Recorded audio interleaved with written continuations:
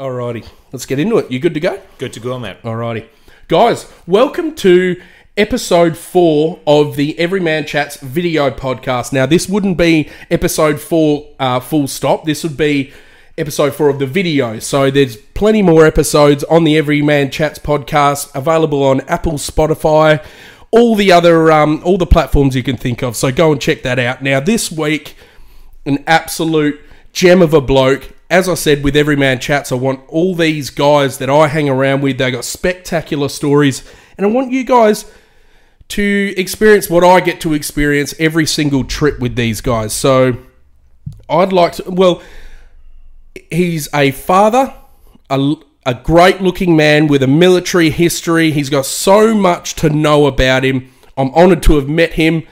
And again, I've met him through this YouTube thing, and he's like part of the crew, like part of the original crew, and I'm honoured to have known him. So I'd like to welcome you guys to meet my good mate, Matty from 4XPLOR. Cheers, brother. Cheers, Pete. Get over here. Cracking open a shelter, my man. What do you think? Always good, mate. Yep. Do you think there's I think there's still plenty to talk about, even though we've probably been speaking for about half an hour since we've started, before we even press record, eh? Just doing the sound check, and we touched on my whole life story. We did. This is your life. All right, dude.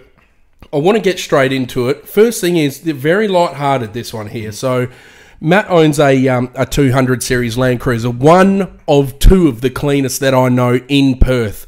There's a stupid amount of money spent on it, but that's what people do when it's their hobby, when it's things that they do for fun. Now, I wanted to get your thoughts, Matty, on the new 79 and the 70 series that literally they've been released like last week at the point of recording this, and the 300 series. So let's start with the look of the new 79s and all that, and what do you think of the whole thing? I know you've been keeping an eye on it, my man. Yeah, no, I've just actually started looking at the last couple of days because I was really interested in the 2.8 and the automatic.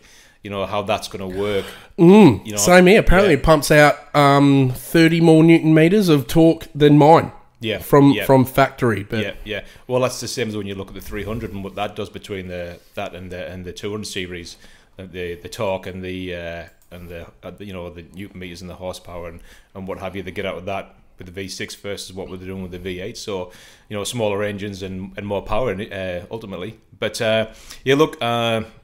Pretty interested to see it when it comes out. I'd be really interested to see how it's going to perform, and I don't think, in all honesty, you'd be disappointed. I mean, again, not being a Toyota fanboy, it's going to be I think it's going to be a great vehicle. There's no doubt about it. I agree. I don't think Toyota would, risk their reputation and put something out there that's not going to work.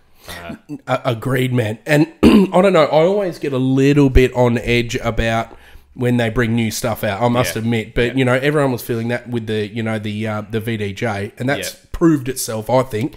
Yeah. But I worry a little bit, but I'm not going to talk shit about it. Yeah. The 2.8 litre, it's like, you know, okay, compared to a 4.5 litre, it's got more Newton meters. Yeah. But how taxing are those Newton meters on that engine, if you know what I mean? Well, look, I'm a big fan. I always say there's no replacement for displacement. Yeah, dude, I am as well. CCs and, you know, exactly. Chunky. You think you've got a V8 there, you know, 4.5 and what have you, and then you go to a lot smaller engine and you're trying to push out that same kind of horsepower and torque. But again, ultimately, it's, I guess, the proof's in the pudding, and you know, when you look at what Toyota do, and especially with you know, they're building engines. Again, they're not going to put something together that's only going to last 100,000, 200,000 k's, and it's going to grenade or something. Or well, you would hope they wouldn't do. Nah, exactly. So I don't think myself personally, I'd be too worried about that. I know when the 300 first came out. What about the 300? So I guess I was a little bit, and I knew it was always coming. I mean, when I bought the 200, I knew there was rumours back then when I bought my 200. Look, there's a 300 coming, and when's it coming? But it was inevitable. It was going to change. I mean, because the 200 style had been out for quite a long time, and again, it's a proven, absolutely great machine. Had probably some issues in very early days, but like what does any it, car, you know? Exactly, man. And then looking at the 300 at first, I wasn't a hater, but I certainly didn't love it. But it has grown on me. It's probably just, I guess it's just that, it's the change where things evolve and they kind of move away from what they were. And it's the styling and that. And I'm just, I don't know. It's change, isn't it? It's not everyone's comfortable with change, but they get used to it. Change is good, though. Change is Agreed, good. And you need change. Yep. But would I buy one? I'm not sure. Not yet. I'm the one to sit back. I don't know. You're not due for an upgrade, though, are you? Your 200. Yeah. That rolls perfectly in the next question, doesn't it? But how many Ks on that now? 80,000. Jesus Christ. 70,000 would be bloody whack-a-moles, mate. That's it, mate, All hard running, scratching.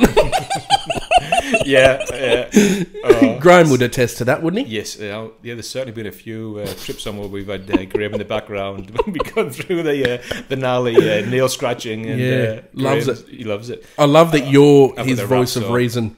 You're like, I'm like, we're going to turn around, and then he can't really hear me, and then you're like, Gray, we're going to turn around, and then he gets angry at you. I like that. That's better. What would your next upgrade be, man? I'm so interested, just because anyone who I speak to who has a 200, where the fuck do you go from there? Well, I guess it depends on, and speaking from myself, when you look at what I bought, so I went from a Nissan Patrol, a GU Patrol, prior to that. So I had that for about 3.5 years, and then that was probably being my first like 4-wheel drive. That was my, okay, let's see how this goes. Let's see what you want to do. You're going to enjoy this. So before you go and throw a shitload of money and go and buy a $100,000 vehicle and then do whatever you're going to do. $100,000 worth of mods. Correct. Yeah. And then so that for me was okay. Let's just see where it happens. So bought that.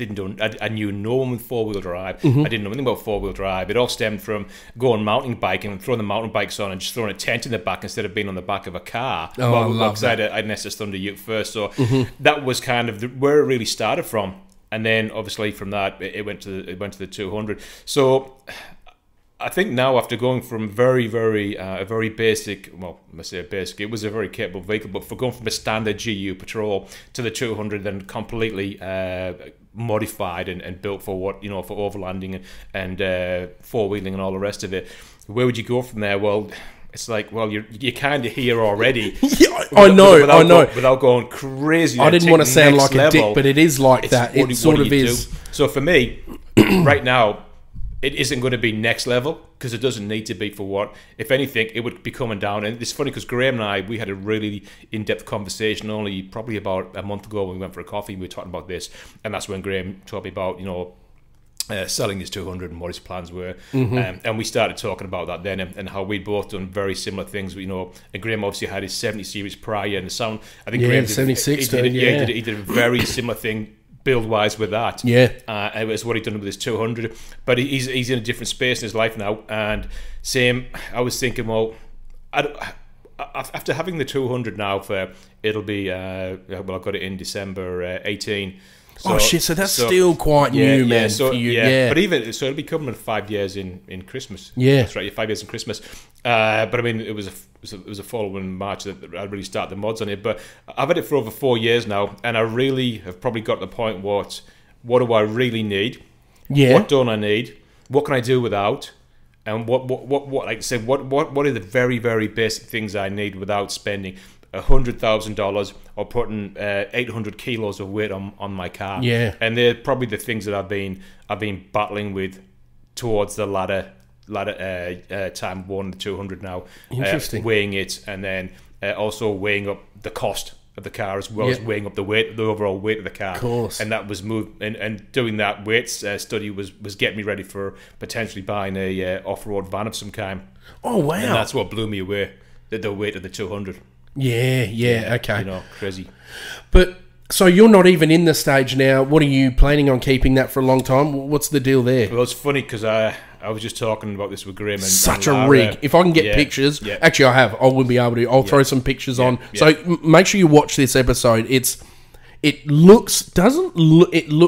That's exactly the 200 that I'd like to have. If I ever had one, that's exactly the 200 I'd be going for. Little hybrid in between yours and Graham's, you know what I mean? But it looks so sharp and stuff like that. But and you'd think you'd be a pansy with it, with the tracks that you go down. But shit, I'll try and throw some footage in as well of you bouncing through mud holes, scratchy. I don't even film half the scratchy tracks. Yeah. But it's incredible, man. I applaud it. Yeah. But you're not even thinking about upgrading yet? Well, I'm thinking about selling it. What? Bullshit. Seriously. Bullshit, dude. Seriously. Oh, fuck. Why? I don't know. I think now that's so interesting, dude. I didn't expect that. Yeah, well, again, this was all part of the conversation that Graham and I had when we went for the coffee. We went for we were going just for a quick coffee. We ended up in the coffee shop for about an hour and a half, just talking life, and how we're in very similar. You got to him, Graham. You got to him. Good on you, you poisoned him. It worked, man. It worked. You fell for it. But yeah, just. We're in completely different times in our lives, but decision-wise, very similar in some ways too, as well. Like obviously, Graham's having having a second baby now, which is fantastic for Graham, and a few little bits and pieces he's changing in his life right now, and setting himself up for the future, which is just brilliant and smart too, as well. And then probably again, like the discussion we had, where the amount of money that's being put into these 200s, Graham's and then mine. And it's like, it's not a waste of money. And look, I mean, some people say, oh yeah, it's just a waste. You don't need all that shit. And you know what? You're probably right. You don't need it. It's more about want versus need. But again, if you have them funds at that moment in time and you're happy to do that, well, then it's a personal decision. It's about what you want and not what anybody else wants. And it's not about being a show pony and looking at stuff and like it that. never has been. The podcast was before this, Matty. I did a solo one talking about the crew and that, and it talks about you and Graham, how I could have the shittiest car. I could have an old Datsun. You wouldn't judge me. You wouldn't give a shit, matter, dude. Mate, no. You wouldn't. You know what? You could be driving Jamie's Patrol, mate, and we wouldn't really even that. Well, okay, hold on, maybe not. Maybe rethink that, because this is going on the internet. I'm just kidding, Jamie. We love you, Jamie. We love you, Jamie. Love you better. Wow, dude, you don't have to say what you're thinking of. You're not thinking of like a dual cab, or maybe you're going to go to the new 79, mate. No. Big automatic. No, I don't. You don't know yet? I was even... Combi. No, you know what? And this will probably lead into something else as we talk further on. I was just looking at where we are, like where I am in life right now. Yeah. And you're always doing that, Matty, as a car, as like a human. You're always thinking about where you're at and what your needs are, and it's always fucking changing. And the four-wheel drive industry loves that shit because they have products and stuff for everything. No, it was just being like 52 now, and this. Fuck, hey, just sorry to interrupt you. How fucking good looking is this guy? Honestly, 52. If I look like that at 52, I'm good. I'm good to die at that age. You're a legend. I'll give you that $20 later on. No, all good, all good. A little bit more than that, I thought. Yeah. But look, just we're working around like finances and where we currently sit, and obviously coming from a divorce at 40-year-old and pretty much starting life all over again financially in every aspect. I'd love to talk about that later, Matty. Yeah, definitely. So the last 10 years have certainly been a challenge financially to try and reestablish myself as well as my wife Lara, so we can build some kind of future beyond and into retirement. So obviously the 200 probably took a complete left turn when I was doing that, because the paying cash for the car, then all the mods. It's like, okay, just 200,000, like just like that. It's like, oh, we're talking about saving money here. You're going up 200 grand on a 4-wheel drive. Probably wasn't one of my finer moments financially. However, I guess revisiting the financial side of it, we're fortunate enough to have done really well with our mortgage and pay quite a bit of it down. But I would really, really like to finish the mortgage off completely and smash some more money into super. Obviously, as you know, Pete, I work 5/4, and as much as I do enjoy the job and the freedom of the 8 and 6, 7 and 7 lifestyle, coming home and having that time off, it also worries me that, where am I going to be in 5 years? Am I still going to be able to do 5/4? Am I still going to want to do 5/4? It's a good question to be asking. Like 15 years of doing this kind of lifestyle. so that's what got us thinking really about the financial side and what we do. You know, I could be free of the mortgage and everything by selling the 200, and that would leave us completely debt free outside of just some personal commitments. Shit, there's big decisions there to be made, isn't there? So, I mean, that's probably, and Lara said to me, you're going to drop this bombshell on Pete on the podcast. He's going to be like, oh my God, like, because the biggest thing I've got right now outside of Lara... Yeah, we're ending it in a minute. This is fucked. This is fucked. No. is what I like to call the band of brothers, which is the Wacker Boys and 100%. What I'm involved in now. And just the difference it's made to me, to myself, outside of having Lara, is it's just, I can't put a price on it. I can't put a price on the lads. And my concern is getting rid of the 200 to do this financial step for me. How am I going to cope not being able to be away with the boys and do the 4-wheel drive trips? And that's the biggest issue I've got right now. That's my biggest conundrum with making the sale. Gotcha. So... I'm still, man. Graham mentioned that though, didn't he? Graham mentioned that in the group chat. Yeah. And you were the first one to say, "Jump in with me." Yeah. And while you're in that transition, or are you thinking, Matty, of maybe not even getting you will get another 4-wheel drive, won't you? Yeah, but that's where my issue is right now. Is if I do that, it might mean. Because to pay everything off, it will mean like having probably little savings, but having absolutely no debt. Oh, what a beautiful feeling! I'd fucking rather that, Matt. I'd rather that than anything, man. Yeah, but if I do that, then I might just go back to a very, very basic, cheap 4-wheel drive. Oh, fucking hell! I love you even more for that. That's so cool. By doing that, it just means I don't want to risk not being away with the lads, because that, like, for my mental well-being, yeah, dude, I absolutely need that, mate. I need that time. It's essential, mate. And whether I was 5 or not, that's just something that I need. Some people are very happy at home with their family and their wives and bits and pieces. I need the boy time. I need to be out with the lads. Agreed. Having the fires out, having the drinks, having the banter.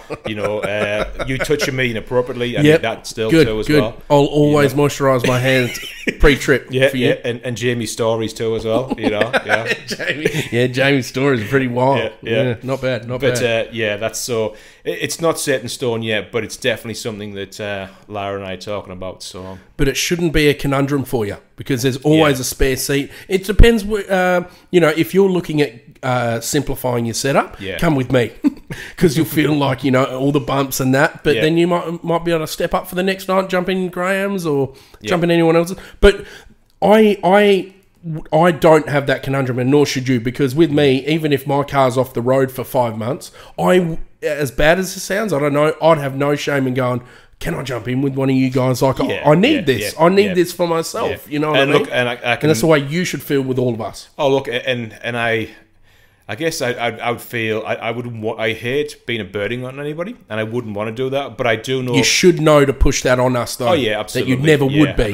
Because that's how I am. Like I said to Graham, and I said that to Graham before I went and knew what Graham was doing. Right, that first thing I said to him was, Graham, I says, mate, anytime, and this was before I'd made the commitment around selling 200, was anytime we're going away, mate, you jump in with me. Yeah. And if I'm away, you grab my 200 and you go. How's that for trust? And that wasn't just an off-the-cuff comment. That's who I am. No, I know that. And that's and you trust that to him as well, because he's 100%. Beautiful like that with his cars as well. But no different than yourself in that, Pete, either.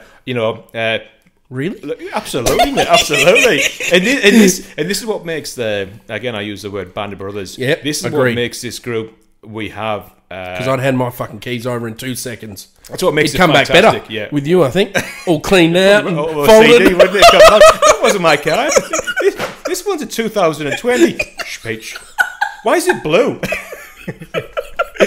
But go on, man. Yeah, but I just this is the thing with the boys. I know for a fact any one of the lads would not hesitate. Yeah, good. But I just, even though I do the same thing, I hate putting on people who I just don't like. Yeah, it's a personal thing as well. It is, but I'm trying to get used to the feeling of leaning on you guys as well, both mentally and everything.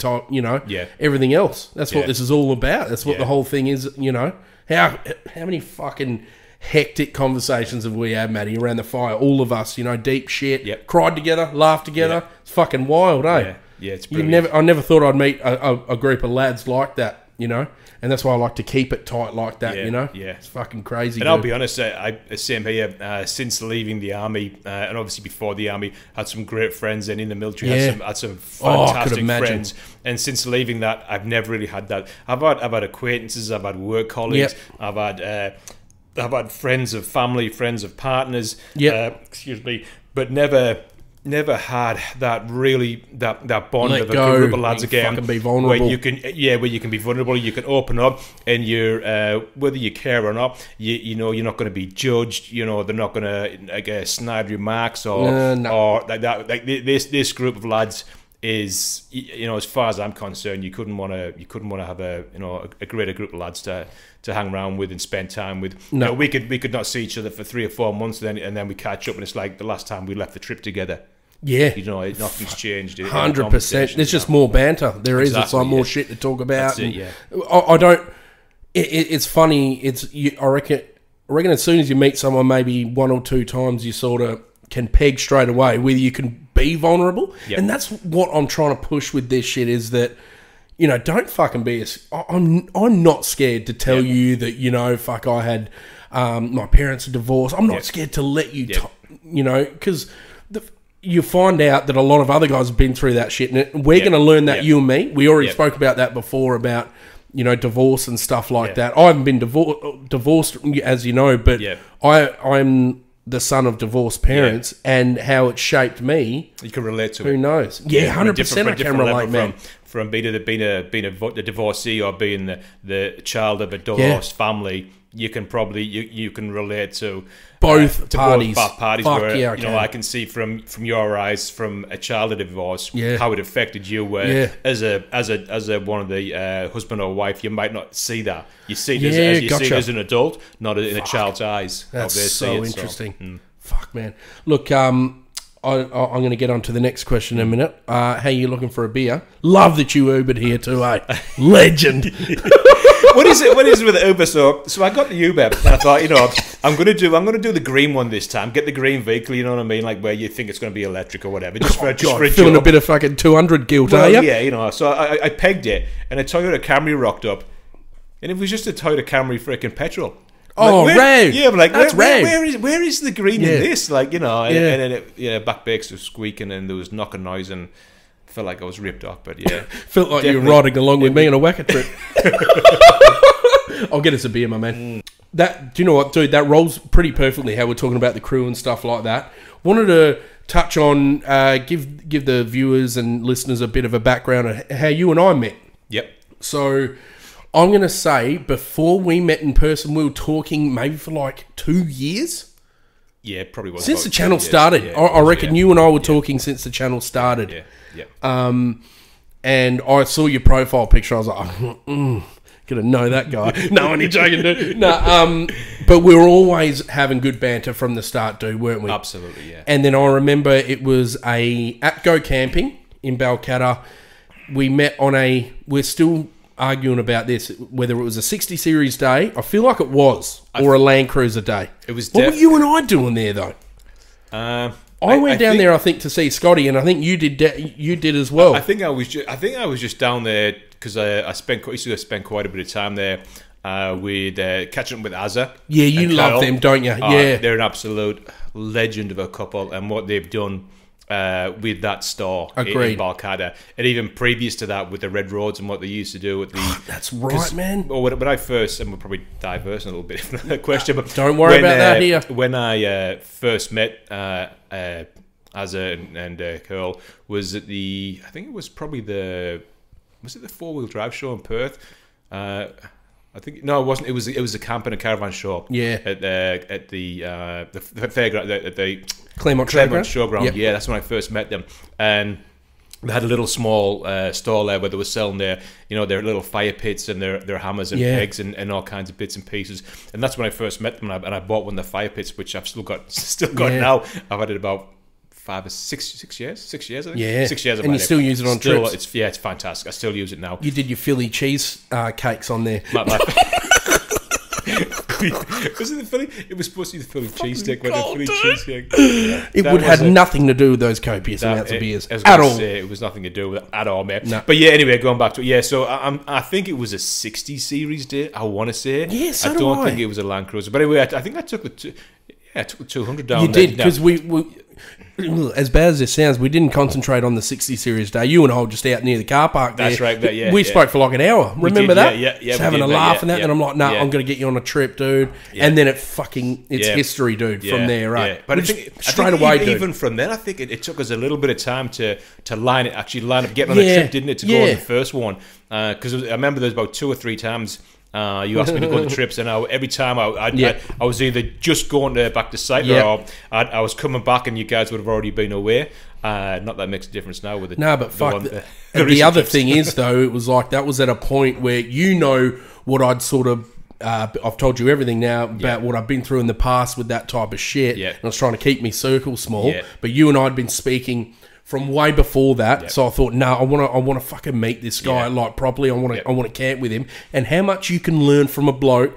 I've said this before, from camping with him. Yeah. Camping with them for a whole weekend or whatever, you can become nearly fucking best friends because you say your most personal shit ever. You do, and it becomes personal because you're almost in each other's. You're in personal space, aren't you? When you're camping right close to each other, and you're with somebody for like potentially 3 days. Flat stick, spot on, day, night, and all the rest of it. In if you're having good times, bad times, different moods, fucking spot on, and weather and everything. And if it's and you normally know because by the end of it, you're either like, yeah, that went fucking well. Fuck, you said that. You've said that perfectly, man. Because you see. I reckon in certain trips, you see the worst sides of your crew and you see the best sides of them. And the worst sides, if you can handle them and they handle it quite well themselves, it's very hard for me to explain that. I don't want people on my crew to be like, happy-go-lucky. I want you to be pissed off 100%, man. Get it out of your system. But fucking, let's get back on task, dude. Let's get it sorted. That's it, fucking Israelite Bay when the truck got bogged. No, that was killer. That was a fucking great day, though. That was I know. Great day. But that had 100% to do with everyone's attitude. Jared didn't even fucking get pissed off. Teamwork. Yeah, it is, Matt. Teamwork. Yeah, exactly. And everyone had the same objective. They wanted to work together. Again, I'll use that word, band of brothers. Everyone just got in there. And it is. Brownie fucking in there. Yeah, Brownie, another legend. Get in there, shoveling, putting the max tracks and the other tracks underneath the vehicle and trying to pull it over, putting winches on there and like brainstorming ideas. Running out of when it ran out of fuel, being on an angle and priming it and getting it running again, and even when it I think there was 1 or 2 moments where Jerry quite rightly was getting concerned. The angle. The old angle, but because he had a lot of a huge investment in money in that vehicle, 100%. And first trip out on it, and you know what, probably will be one of the biggest trips.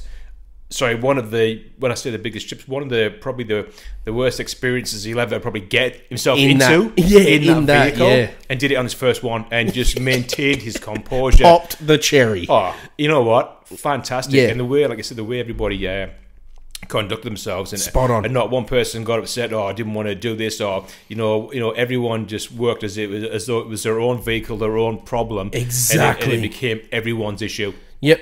And that means a lot to me. I want to dig into this with you later about the crew thing. It's like having those types of guys with you. It makes you feel proud. Makes you feel very proud to have these guys with you, and that attitude of, dude, you go and walk into the bush there, get pissed off. No one gets pissed. I've never seen anyone at our camps get pissed off at each other. Yep. Pissed off at the situation. Yep. Walk away. Get fucking pissed off, dude. We'll sort shit out while you come back. Yep. And then there's no egos. That's one thing I wanted to say. There's no big heads going, no, you fucking should have done this. There's banter. There's like having giggles later on, but there's nothing malice in it. You know what I mean? Banter.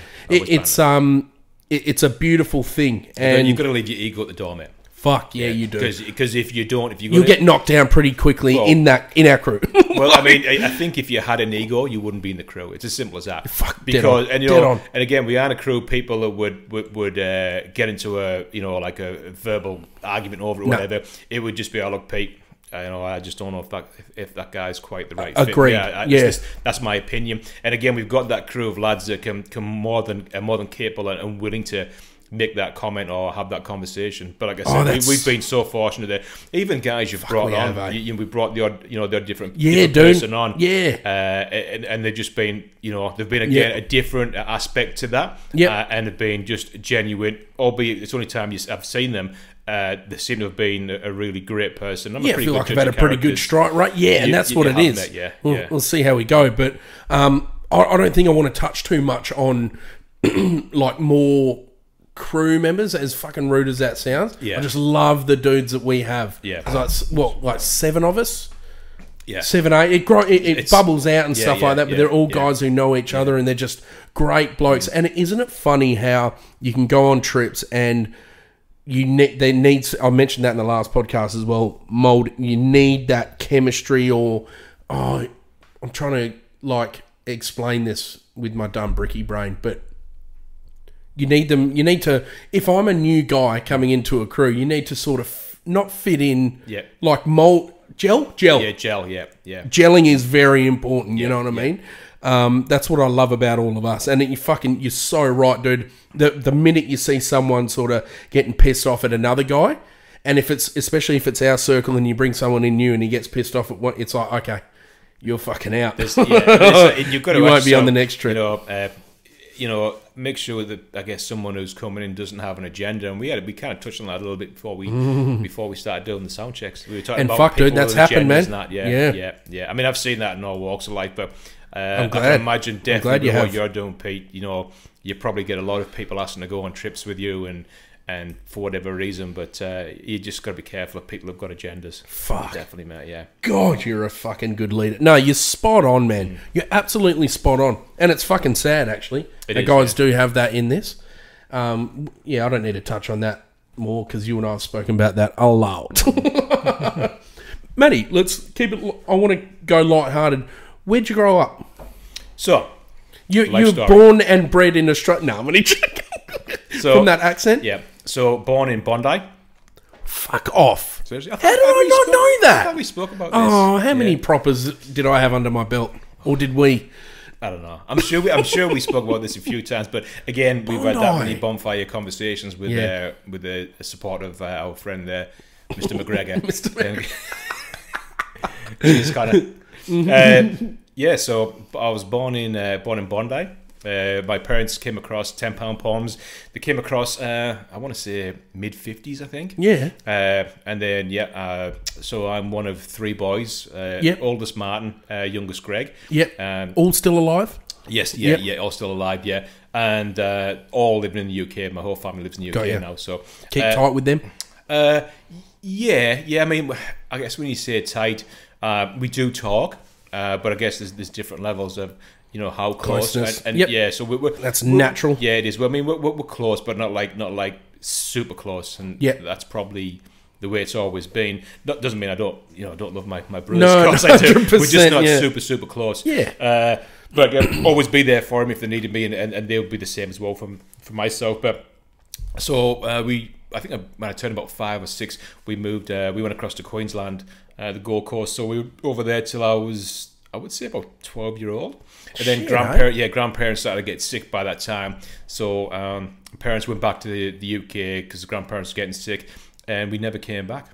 Shit. So from 12-year-old, I went to the UK, and that was probably my most influential years. From being 12-year-old, for anyone it is, isn't it, mate? You know, teens. That's it. And then basically from being 12, I was in the UK till I was 30. And in between that, different things from... Till you're 13 or 30? 30, yeah. Interesting, And when I was 30, that's when I moved to Canada. So up to 30-year-old was obviously getting my trade, then spending time in the British Army, being in different places. And your trade is just to... diesel mechanic. Yes, but I got my trade. I got my trade first. Yeah, my trade was diesel mechanic, and then left that, went to the British Army, got to the British Army, and then I came back, and then still didn't want to really go back on the tools. Yep. So then I started driving coaches. Then I was back out again. So by the time all that whole period had lapsed, and I was married the first time, leaving England to go to Canada at 30-year-old. So from 30 to 40, I was in Canada. And then 40, I finally came back to Australia, which was always my calling. I always knew I was coming back. It's so crazy, man. I've got here written, like, what made you want to come to Australia? Yeah. I must have been pretty turned up on proppers when we talked about that. I didn't know you were born in Australia. Yeah, born in Sydney, man. That's crazy. Yeah. That's what I love about this podcast, dude. I get to know more and more about you boys. You know, it's crazy. Yeah. Fuck, born in... So you're an Aussie? I'm an Aussie, mate, Yeah. It doesn't sound like it, but... I'm still going to call you a pommy. Of course you are, mate. And I wouldn't want it any different. You plonker. Yeah. Oh, wow. So, okay. So now that answers that question. The reason why you want... I'm very surprised why you wanted to move here from Canada. Is it the weather? Because I've heard Canada is fucking beautiful. Oh, look, Canada is very similar to Australia in a lot of ways. Is it? With their people and the way... Yes, I've heard they're nice as a country people. and a nation. Oh, look, Canada's got the... You know, I've met some great people in Canada. Absolutely wonderful Still people. keep in touch with any of them? One or two of them, but Yeah. it's like... It's almost like ships in the night. You always make really good, you know. So you make like friends, or you make super friends, and that's it. And you know, you do this, and then you know, then you move on to somewhere else, and you're talking for a while, then it just kind of just. Sadly, it does. It just sadly it does. disappears. And it isn't that you don't want to talk to them anymore. You don't care about them, whatever. It just life moves on, and things happen, and you know different things in your life. You're making a new circle. Yeah, definitely. Yeah, and the thing is you know you really don't put a lot of focus on it because you know you're probably not going to see them again or get that chance because it just becomes like a pen pal. Fuck, I love your honesty about that. I love your honesty about that. That's quite fucking very mature to think about it that way. Mm. So I'm not going to bullshit here and say I'm going to keep in contact with you forever. You've got to be honest with yourself, Pete. It's like where do you focus your energy and your time? And again, it probably sounds a little bit callous or hard, but again, I'm not going to focus a lot of time and energy if I'm never going to see those people again. No, I agree with that. I definitely agree with that. Yeah, still maintain. And with the social media things, I mean, I don't have Facebook, but the social media things, you can still stay in touch with, like, you know, like with your Viber, WhatsApp, your Instagram, and still have, you know, bits and pieces of chats. But everyone moves on with life. Everyone's, you know, they just change and do whatever they're doing. Yeah. And again, people not fall out of friendship, but you just fall out of communication. Yeah, you know? And that's how I found that throughout my whole life. From the military was probably the one time where I still maintain some conversations and talk to some of the boys in the military. I would assume that you're going back from mid-90s. Mid-90s. Wow, dude, righto. And that's why I'm saying when I keep talking about the band of brothers and how important you know the boys in Wacker are to me. Yeah. That stems from the military and not wanting to lose that camaraderie with a group of lads that you. I mean, I know we're not going to war together, but it's the loyalty. Agreed. And it's a camaraderie. That fucking word. Exactly. You just that doesn't come in life very often. No. So when it does, you got to, you know, well, don't say you have to, but for me, when that comes in life, you grab that because that's a gift. It's a gift to have really good lads who really mean a lot to you. And you've done a few little things I won't even mention that are I can see that, like, very loyal to me. I'm not going to mention what the fuck they are, but they're super loyal, and that's why I want to hold on to you. So I saw something, I've seen it on many occasions on fucking, you know, memes and shit on like Instagram and that. It's like people who come into your life, many of them won't end up in your life. Yeah, there'll be guys who stick with you. There'll be guys who fucking fuck you over. There'll be guys who you just drift apart from, who you outgrow, or who you're both traveling in a different direction. That's fucking true. Yeah. But I definitely have a different feeling with what I've got now. You know my journey, my shit, the shit that I've gone. I definitely feel a different thing. I care a different amount about this circle that we have. Like, always making sure, you know, how you going? Yep. Hey, like, are you checking in on everyone, you know? Yep. Graham fucking checks in. You check in on me. Yep. All these other guys. And that's what I'm trying to push in this podcast, that mental, how special those fucking guys are and how crucial it is that anyone who might be in a shit spot to try and find a fucking crew like that. Yep, yep. It's very, very big. And it's, I think... not spoken about enough, Matt. It's not... like mental health And whether we, you know, whether we say men's mental health, women's, children's, just general mental health of people and well-being, I'm glad that it gets a lot of focus now, because it definitely needs it. Because you know, again, going back from my earlier days in the military, and after the military, a very close friend of mine committed suicide when I got out of the military, and back then. And same for myself too. When I came back from Bosnia in '93, there was never really there was no such thing as you know, mental health. It was never really get on with it. Stiff upper lip. Exactly, it wasn't spoke about, and certainly prior to that, with the guys, you know, long before me in the Falklands and all of the different conflicts, it was never even discussed. It wasn't a thing. Yeah. So the fact that people talk about it now, and it doesn't have to be a military, it can be anything. Just people in general, you know, with mental health, and it's just so good that we can talk about it now. And the key thing is also is just make sure you know when you see anybody with any kind of changes, that's when you want to be aware of that and pick up on that. But having like you said, having the good group like we have right now around mental health is really good, because you know, it's just knowing that if you've got something shit going on, you've got 5, 6, 7 other guys who want to listen and want to talk to you. Fuck, man, 100%. You don't normally get that, man. That's pretty cool. I feel like there's a little clock in my head, and I don't know. It's a necessity for me where it's like it weighs on me. I need to know that. Fuck, I sound like a dickhead here, but it's more like there's a clock in my head that's like, fuck, I haven't checked in with that lad in a while. Yeah. Like, you know, Kip seems a bit quiet, or Graham seems a bit quiet, or you seem a bit quiet in the thing. I'll fucking try a message and say, hey, man, you good? Or send you something to stir you up, or send you something dirty on Instagram. Just something like that to make sure, like, I don't know, I feel like I'm over-cautious about that, or I'm trying to be. Yeah. And you guys are like that to me as well. And it fucking... It's a great feeling. It's a great feeling to have that, knowing that you got that fucking Band of Brothers thing's beautiful, like that all for one, one for all thing. That's right, yeah. I'm gonna do that in a merch thing, soon, like a t-shirt for us, you know, all for one, one for all. Yeah. Because it's like fucking, we all go through this together. Yeah. You know what I mean? It's something that I'm glad that you've actually said it a lot better than I have. But fuck, it's so important. You can fucking, you know, say that you're an advocate for mental health or whatever, but fucking, I reckon mental health is a lot about being vulnerable, like letting yourself, you know, and you can be vulnerable to the wrong people. I understand that, but fucking... I mean, if you look at the mental health side of it, and you look at the, you know, I hate the word suicide, but when it's a reality. When you look at suicide, it is, man, sadly. That can come from, you know, individuals who just don't want to talk.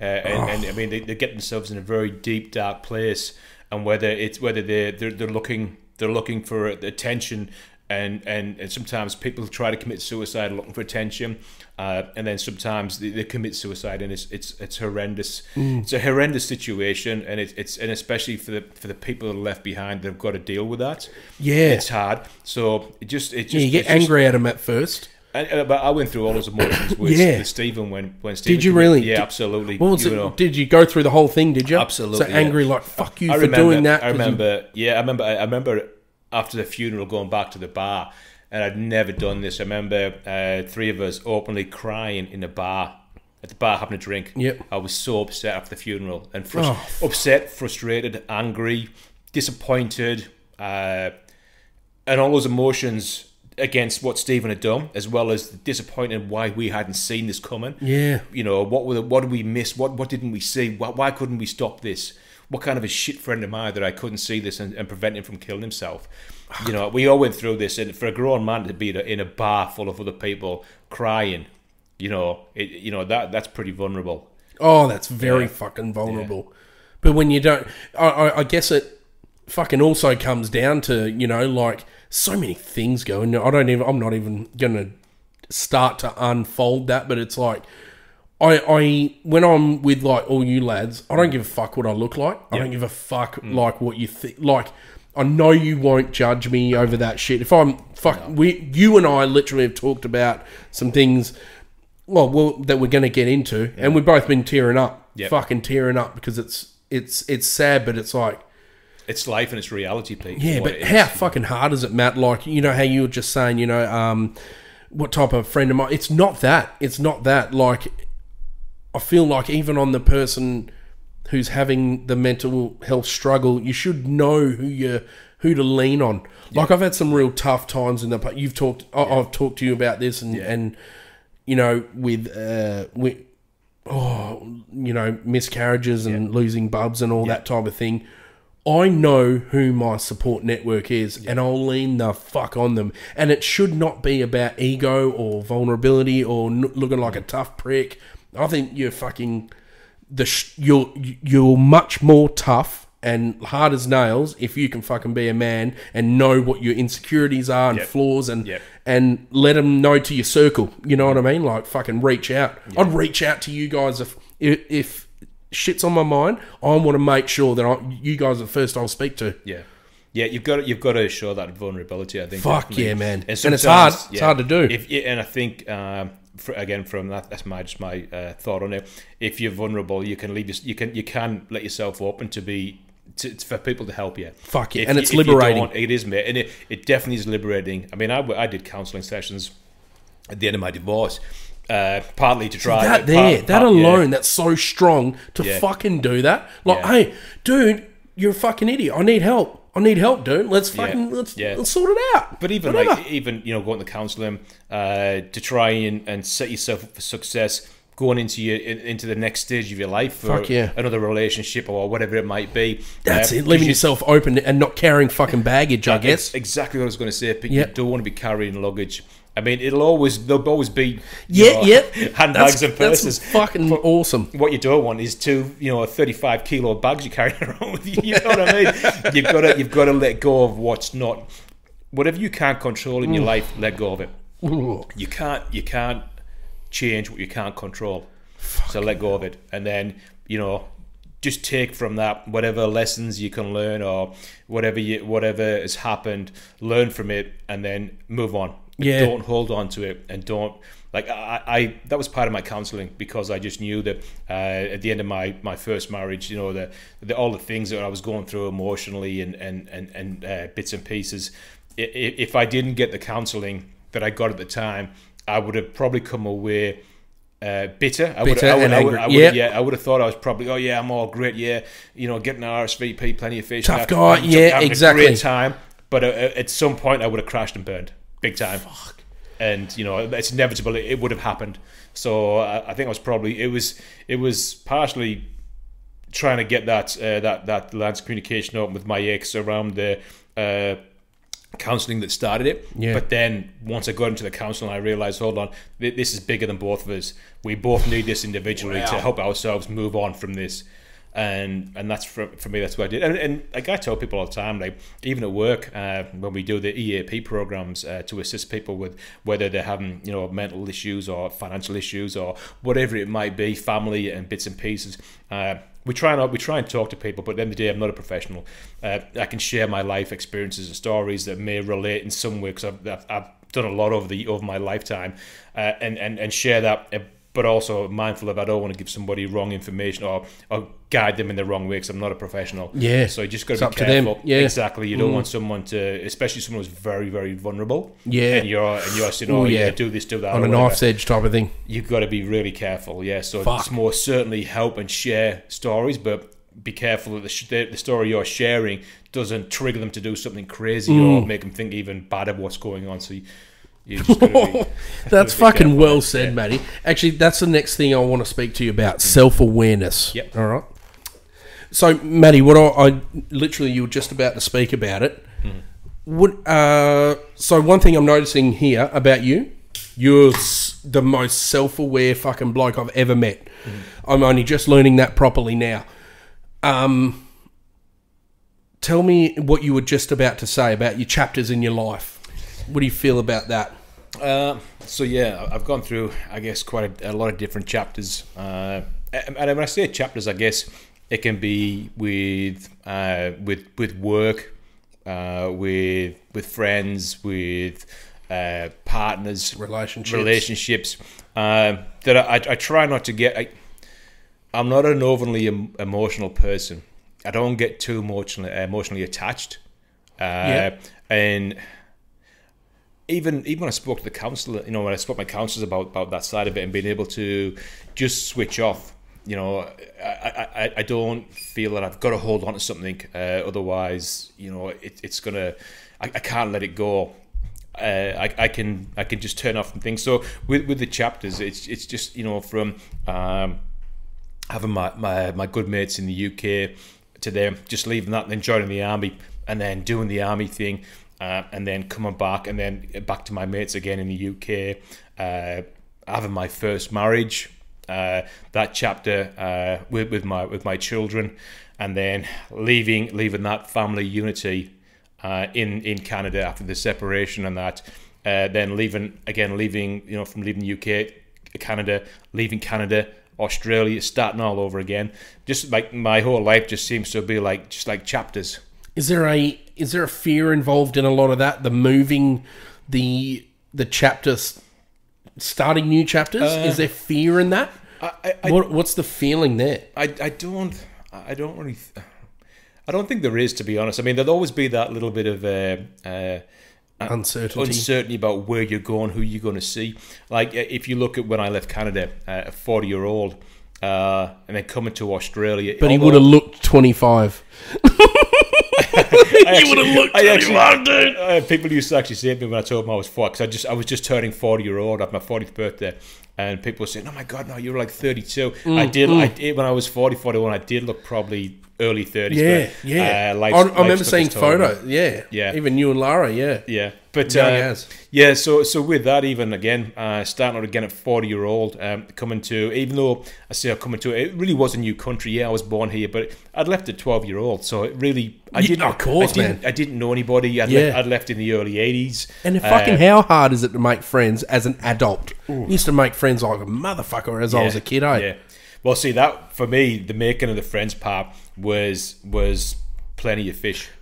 Gotcha. Our RSVP, it was dating. Yep. So it was good because I was back in the dating game again from obviously the separation. So that was one aspect of meeting people, and of course there was the people I was working with too as well when I was the new company I was working with when I came across from Canada. So I had work colleagues again, and again, like there's a new network of friends you were starting to meet. Another band. Yeah. I mean, it certainly wasn't a band of brothers like we have, gotcha. But it was just that again, that ships in the night, work colleagues, you know, where you have, you know, you say you have friends and then you have real friends. Yeah, fucking oath. And that's the difference. And still good people, but just in different circles and different. Well said. Different want, really. So. Were you doing FIFO straight away when you come over here? No, so I got across and I was working for West Track. I was working in the cat dealer. Yeah. I was working in Abernethy Road when I first got across. It was the highway truck side of it, so the cat trucks and highway trucks. Interesting. So I was working there for probably about 8 months.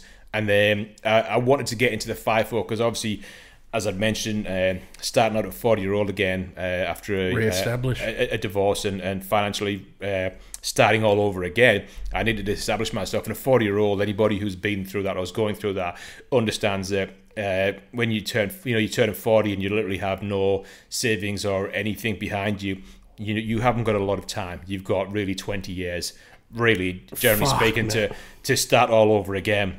And my old man did exactly the same thing as you. My mum and him divorced, you know, and it's like that fucking. You're gonna have to come back for all that because it's gonna fucking drag out forever. But I'm talking about like that whole thing, you know, when the parents break up. But I remember seeing Dad having to start again. Yeah. And, it's crazy. Yeah. It's crazy to see that. Yeah. But then I'll tell you what, the fucking character it builds. It does build. It builds strength in you. It really does. I can see that. And you know what? And I'm not saying it's just look, I'm hard to ex-husband. It's for both parties. Yep. It could be the wife. It could be the husband. Absolutely. It could be just the pair of yous. But it's just people in general. When you go through a separation, there really isn't any winners, especially when you involve lawyers. Fucked. Yeah. It literally sounds like I'm speaking to the old man. He goes, the only people who win are the fucking lawyers. Yeah. But sometimes it's best to walk away because if you don't, mate, they will take everything. They will keep you arguing. Whether it be a man or a woman, like whoever the bloodsucker is, they'll fucking grab it. Well, when I was going through the separation, I really tried to push for mediation, because mediation, in Canada, you could use a joint lawyer as long as you can agree on how you're going to separate. But as soon as you get family members in, or you get friends in, and no, you can get this, you can get that, and then as soon as it turns nasty, mediation shuts down immediately. Separate lawyers come in, and before you're even starting, you're into $15,000-$20,000 before you even start. Yeah, and then you know what? If you really want to, depends on what assets you've got, financially and structurally and whatever else you've got. You've got to weigh up, where do you draw the line? Do you want to spend cut your losses, $20,000, $40,000, $50,000 to try and get $6,000 back? Yeah, or do you just say, you know what, let it go? You have it. Yep. And for me, that's where it was. It was like, I want my life back. When I say freedom, I want my mental, not freedom to go around rooting all over. I want my mental life back. I want to go back to where I'm comfortable in my life, and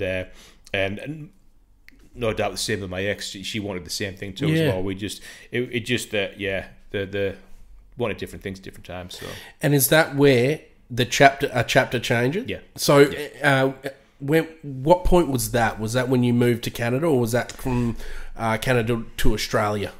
So I guess the chapter for me was obviously leaving the UK with my ex and my first daughter. Yeah, that was the next chapter in my life. That would have been hard, dude. Again,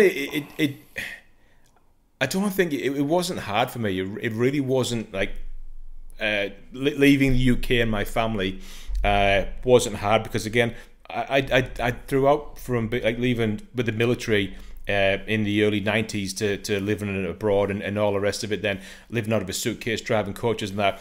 My whole life has always, after that, I'd always been moving around different countries, different places, different things. Like a gypsy. Like a gypsy, meeting different people and that. So that was never a bother for me. I had my trade behind me as a heavy diesel mechanic, so I got to Canada. I had to sit a couple of exams just to get the certification in Canada, the Red Seal. But it was just another chapter. I almost see it as like, that's what it was. It was a chapter. Okay, do this chapter, ticked off, let's start the next one. Australia. So going to Canada was an experience. It was a new chapter, but it was an experience. It was another new start. It was an adventure. New country I hadn't even been to, and again, meeting new people, working on different types of trucks, different lifestyle, different climate because of the snow. Like, the UK is cold and rainy, drizzly, and all the rest of it. But sunny, Canada, icy, sunny snow. You had like fantastic snow for snowboarding, skiing, or whatever ice hockey if that's what you do. Whatever your thing is, with your sports. So, but again, it was a great chapter, and it was a great time in my life. And there was certainly some dark days there too. I was just going to ask you that with your daughter, like leaving them, that would have been a hard decision to make. But what was your thoughts behind that? Like, I'll make sure I keep in touch with them, and you still do that now. So right now there's no. Sorry, when I say that. Like we mentioned before, the door's open, dude. Oh, yes, Fuck. So look, I wanted to talk about that because I run into the same thing. Yeah, so right now with I have two daughters. And then one of them, I really haven't, the youngest one, I really haven't, and I won't use the names on here, but no, of course not. I haven't spent a lot of time with the younger one. My older daughter, we were super close before I left Canada, very, very close, and I think that's probably the reason, or one of the reasons, why we are at the point in our lives right now where we have no communication. I think a little bit is probably pig-headedness from myself, and another part is probably from my daughter and me leaving the family unit at a young age, and then leaving the country, and also with probably other inputs from other people adding fuel to the fire. And I'm just going to be careful 100%. How I say that, because there's always two sides to a story. And again, I'm not going to speak ill of my ex because she's not here to defend herself. There's always two people, and I respect it. There's always two people in the relationship. There is, and it takes two to tango. So again, it's really hard. We've had some communications, and it hasn't worked out very well, the communications we've had over the last few years, and I found it easier just to let it go, and my door will always be open for both of them. It will never close. And I hope in the future we can mend bridges, and we can have discussions over what's happened, and try and mend it if we can. You've said that to me. You said that to me like a year and a half, 2 years ago. You're like, I always, from my side, I always want it to be good. But I think there's a point, man, especially with what I reckon I've been in that position of your daughter, where it's like you have that influence, and you don't like one of the parties, and I regret that heavily. But it did take time, and I was the one who did come back, and I regret that I wasted so much time. But it was so beautiful to know that they kept, whoever it was, they kept that door open. They were like, always, because you could never do it, man, to your kids, could you? No. You saw it grow up and stuff. It's fucking hard. It would be hard. I've sometimes I've had conversations in the past where people have they've for one reason or another felt they've had to voice their opinion on the situation, and I've always said to people, until you've walked a mile in a person's shoes, don't comment or judge on what they're doing, because you just don't know. You can look at something at face value, and the same thing why I don't speak ill of my ex-wife, because there's always two people in a relationship. Fucking oath. And don't ever think for 1 minute that everything was her, because it wasn't. We both did silly and stupid things that resulted in the failure of the marriage. And we both need to take ownership for that, for one way or another. There's no right or wrong or bad person. It just the marriage ended, and it played out. It was finished. But it's after that, like I said, when people decide they want to make the comments and statements like, "Oh, how can you do that?" and there's a lot of things that we spoke about off the camera, Pete, to do with their marriage and the reasons why I made them move from Canada back to the UK, back to Australia, because of the marriage side of it. Why I didn't stay in Canada. That wasn't the biggest part of why I moved away, but there was certainly a lot of aspects to that it was. There is always two sides, Matty. And I love how you have that respect not to talk shit. Yeah, it's not worth it. You're just being honest with yourself. You're being open with yourself, even if it hurts you to do so. But it's fucking hell. It's respectable, man. That self-awareness, that's the fucking name of this video. The self-awareness is crazy. I feel like I'm pretty self-aware, but not as fucking clear clarity as you do about yourself. That's fucking amazing, and it's commendable. What the fuck, dude? Amazing. Must be I think it's the OCD too. I wanted to talk about that as well, but I think I wanted to, because I was going to say to you, I want to speak about, Lara and her effect on you now. It's fucking beautiful, the relationship you guys have. Because I also got a question here. I feel like she'd punch the piss out of you. Do you think you'd agree with that? She does. Yeah. 100%. Fuck you up. Oh, I put the ice hockey jersey on before. I was going to answer the door like that. Anyway, I had to leave that in there. I was going to roll on to Lara, but I wanted to talk about your military background, dude. How much of a role has that played on you with fucking everything?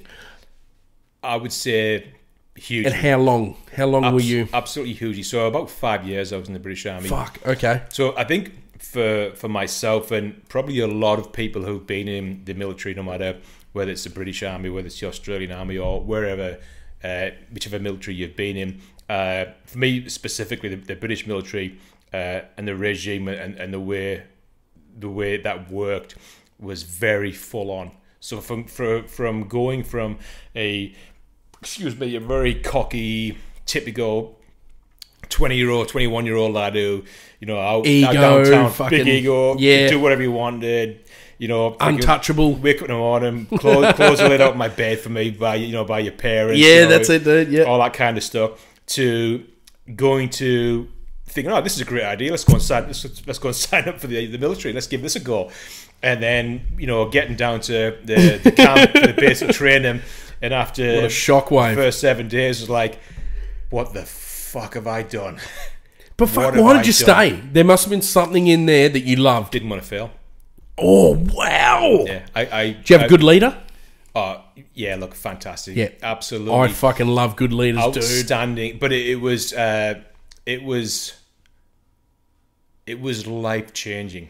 Even the bigger life-changing was the 10 weeks basic training we did. Was more life-changing than probably any other part of it, other than when I was in Bosnia in '93. So apart from that aspect there, the basic training was full on. What does that involve, Matty? Just for a bit of I'd like to know myself, It like just shapes shooting. You, shapes you from being a punk to a man, basically. Oh, really? Yeah. Through hard yakka. It changed me from being a punk. And I use the word punk. I mean, just teenagers in general, 20-year-olds in general, who, knock that angst out of you. Exactly, and that's what it was. It wasn't like someone who was like, always involved in crime and drugs and all that, and a broken family and everything else. Just a general, normal teenager, 20-year-old, normal, exactly. Think you know guy. Everything. Exactly. Yeah, thinks he knows everything. Line. Goes there and then smack across the face. This is boot camp. This is reality, kid. This is what you're going to do. And basic training is what it is. It's basic training to get you to a basic standard, to get you into a military role position. To do what you've got to do. So you're learning discipline, weapons training, fitness, first aid, and the biggest thing is camaraderie. Really, loyalty to your fellow, loyalty to your team, that's for me was the biggest thing, and that's where I really learned this, and was always searching for it when I left the military, because once I'd left, I lost that. Wow, you just don't see that in civilian street. You will see it in certain aspects. So too many people fuck over too many people now. Yeah. So when you're looking for that kind of lifestyle, that's where a lot of people. I say a lot of people, but I do know quite a few people who've left the military and they've struggled and they've got themselves into drugs, jail, or they're still looking for that camaraderie, and they've joined a gang. So they've joined a bikie gang or whatever, because they still want that brotherhood. Yeah, and that's unless they go and join a mercenary team somewhere, they'll do what they've got to do to try and find that group of people that will stand together, and that's probably, for me, that was never an option for me. I never wanted that kind of thing, but I did want to try and just hang around with a good group of lads who really give a shit about each other. It's not about going out there and going to fight for each other. It's about caring about each other. I got you. You got me. Trusting How each hard other, is it? and not judging your mate. You know what I mean? Not talking shit about each other. Exactly. Defend each other when other people are talking shit. Yeah, it's hard to find that. Very fucking hard to find that. Yeah. Holy shit. All right. The next subject I wanted to talk to you about is quite lighthearted. I wanted to know how you got into full driving, but I'll get rid of the 400 cans of shelter off this table, and I'll reset this equipment, my man. I need to. Here's the easiest question of the night. I've just poured Matt a proper 12. How good's proper 12, dude? Honestly. Oh, that's what I was meant to do for tonight. Make the Apple thing. The Apple one. Sorry, no, that was on the next trip. We'll do it next. Yeah, 100%. We've got many time. You know what? I love the proper 12. Mm-hmm. I do. I mean, I'm not a... Jeez, I hope you speak with that same glint in your eye when Lara's question comes up, because I can see you're in love. I'm not a connoisseur by any means of whiskies and Same spirits, but I do know what I like. Yeah, that's it, dude. I know. Again, I'm not a whiskey on the rocks or whiskey neat. Same here. I like what I like. Yes. And the proper 12 it's just a great drink. It is, smooth. It goes down so well, and it probably isn't one of those, that's not whiskey. Whatever. For me, it's a great drink, and it tastes so good. Yeah, I'm not a dick like that. I'm sort of like, hey, if it tastes good, friggin' enjoy it. That's why I like seltzers and I like UDLs. I don't mind whatever the night brings. Next one, I've actually got ginger beer and lime. I'll do that. Have you had that? Oh, you have. You made it with me with mint. Remember when we did the ginger beer? Which trip? That was the Greenock. It was the gate one. Yeah. Why? It couldn't just be about Grenfell, could it? It had to be about Gates, you wanker. I think everybody's been on it. Who said the gates haven't they? Jared and... Kip said that. Yeah. And who else? Tinsman. Yeah. Brett, it's all about Brett, it. It's about the gates too. Yeah, as well. it is. Yeah, it's about the gates. But you don't find the good places, Matty, without running into the gates, I think, do you? If you are not getting stuck or bogged, which is Running into gates. times, That's our trip. Yeah. That's it. That's the whole trip for us. Shit, dude. That's perfect. Perfect that we just talked about that. So, what got you into full driving? I think, like I said earlier, about when I bought the Patrol, Lara and I had started... You said a GU before. Wasn't it a GQ? No, a GU. Oh, it was damn it, was dude. 2013 that story GU. with the one where you're on the side of the road. What was that? That was the GU. Oh, damn it, dude. Why have I always said GQ? Okay, all good. That's when I had the custom turbo built by it. Graham from G Turbo. Yeah, that's it. Did you say it was green? Graham. Yeah, but was it green? White. It was just a standard. Why have I got something in my head about that? That's weird. All right. I don't know. But, so, yeah, the reason I don't know how your mind works, Peter. Yeah, sorry, go on. Yeah, I know. Yeah, dude, go on. Yeah, so I went from, when I first got across, I had a SV6, white SV6. Yeah, magic. First car. Second one was a Extemo yellow SS Thunder Ute. Nice. And that was great. Cause I've always with the hump, the hard cover, the two humps in it. No, that was the,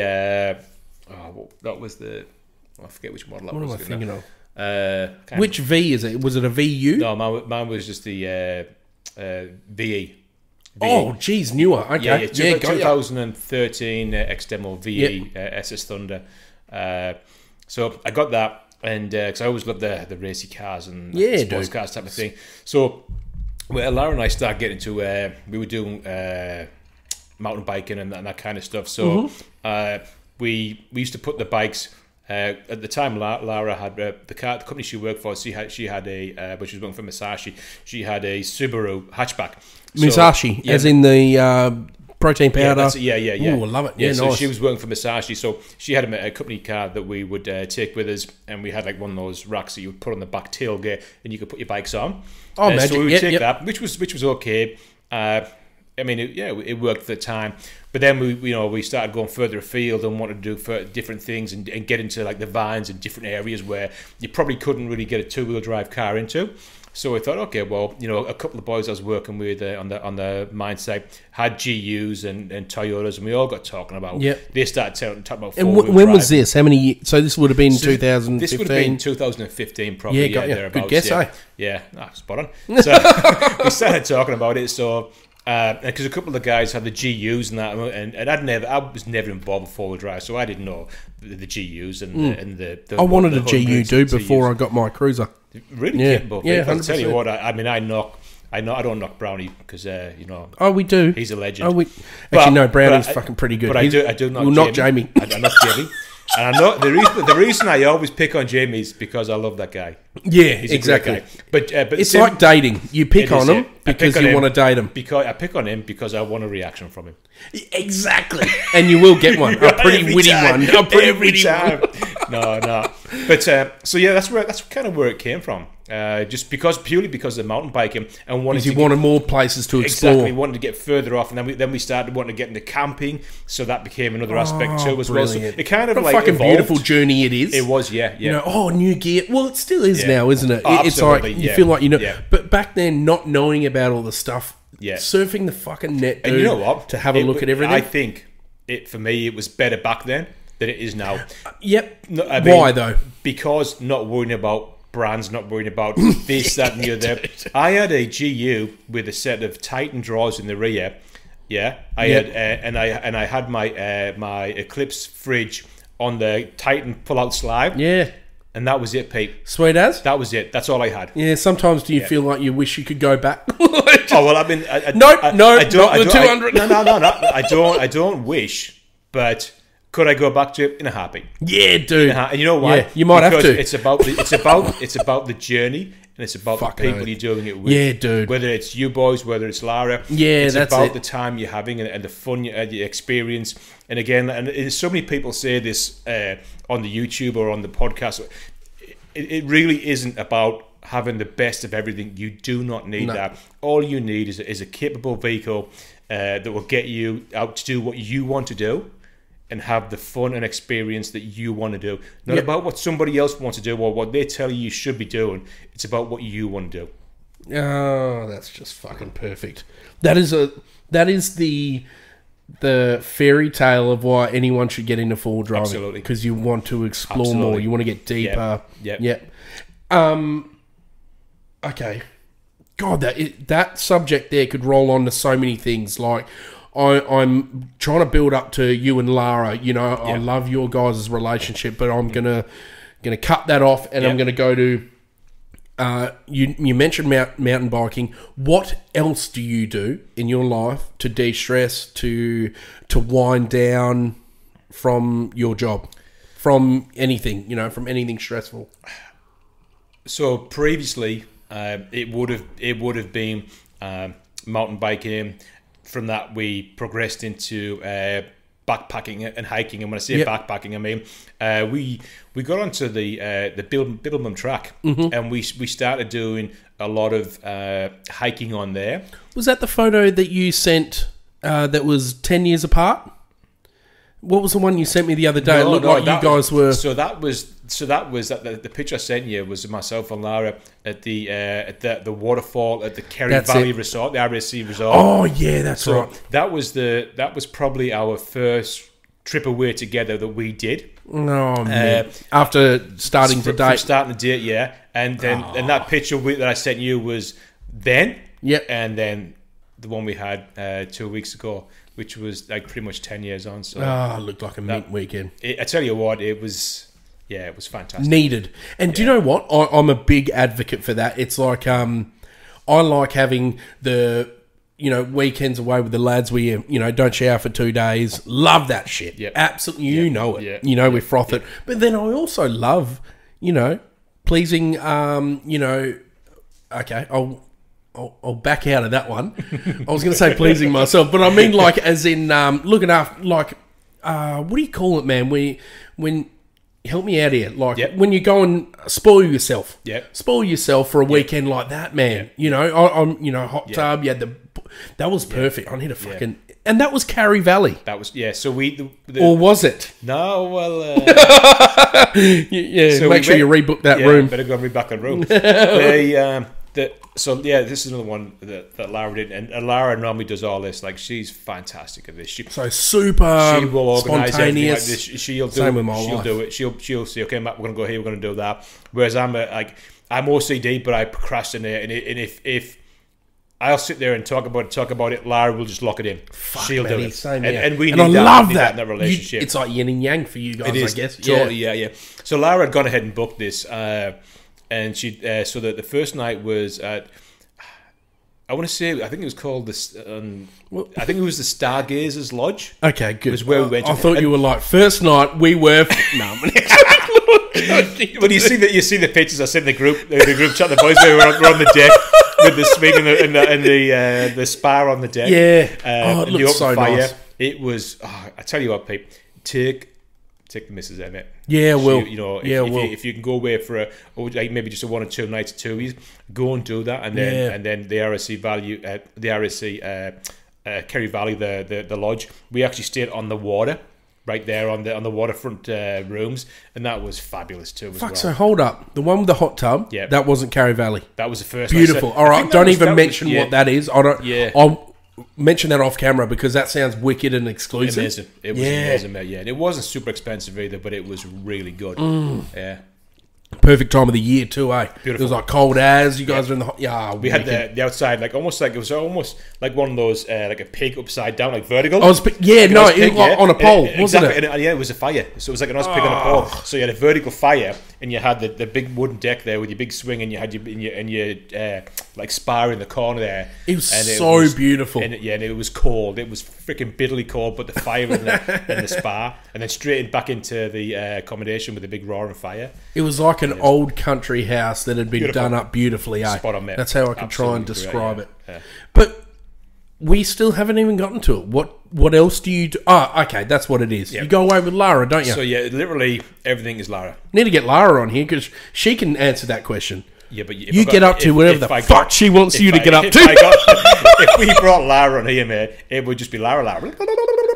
I'm just kidding. Cut that. Cut that. Yeah. Cut that out. She'd be cackling now. Lara is the life and soul of the party. Yeah. Everywhere. I'm looking forward to meeting her properly. I want to get all the girls together, all the lads. Oh God. You know what? She's different. She is different, and different in a good way. Like, she is the life of the party, but she is. No matter what you say, you could say anything to her hurtfully if you wanted, and she would just spin it around and make it off and make it a good thing. Good. She will just pull out whatever negative thing you would say. She would pull a positive out of it. Wow. Yeah, that's amazing. No, she is an amazing person like that. Where did you meet her? RSVP. Beautiful. RSVP, Lara. I'm saying it. It wasn't so romantic. It wasn't meeting in a fucking lift in the city, like sliding doors. There's a story behind it because man. when we, after the first year or two of meeting, all Lara's friends would say, "Oh, so when did you guys meet?" "Oh, Kings Park." Oh, that's so mean, man. We met on RSVP and we met at Kings Park. Yep. But I made a point with every time I see your friends, like, "You guys met in Kings Park?" "No, RSVP." On an internet site. It's almost like out of everything that Lara doesn't give a shit about anything, doesn't bother her. But for some reason, she just did not want her friends to think that we met on a dating site, a dating page, whatever. But yeah, so we met on RSVP. That needs to be mentioned, though, Matt, how fucking crazy normal it is. Dating pages. It's so normal. It's awesome. Cam and his wife met each other on a dating app. I met some crazy women on there, mate. It's literally sound like I'm talking to my dad here, eh? Some of the shit I'm talking used to be out week's entertainment. I'm talking about weird dates, weird things. Yeah, I'm talking about some nasty shit. Around the fire talk. That's gold, dude. Let's get back to Lara. Let's get back to your freaking muse, dude. So can you try and describe her straight up? Because I'm trying to describe her even though I haven't met her. Yep. She sounds like she anchors you. Yep. You tell me what's Lara mean to you, dude? Everything. Yeah? Everything, yeah. And look, life's a journey. Fuck yeah. Life's an absolute journey. And you'll meet people and you lose people. Isn't it crazy to think that? It's led to Lara. Of course it has. Everything's been a journey. From years ago. And that's why, I've got a tattoo that says on me that I have absolutely no regrets. And I don't. Everything I've done in life, I've done for a reason, or I've done it because at that moment in time, it's exactly what I wanted to do. So I don't regret it. And I'll never regret it. I don't want to go through life having regrets. So getting to the point of beating Lara and everything that we've done has just been fantastic. You just said getting to the point of beating Lara. Yeah, did I say beating? Yeah. Okay. Are you talking about when you guys play ice hockey together? Yeah, that's it. I feel like she beat you. But this is cheesecakes. But Philly cheesecakes. Philly cheesecakes. But meeting Lara, definitely has been. It's been another chapter in my life, and this is a chapter that I don't want to end.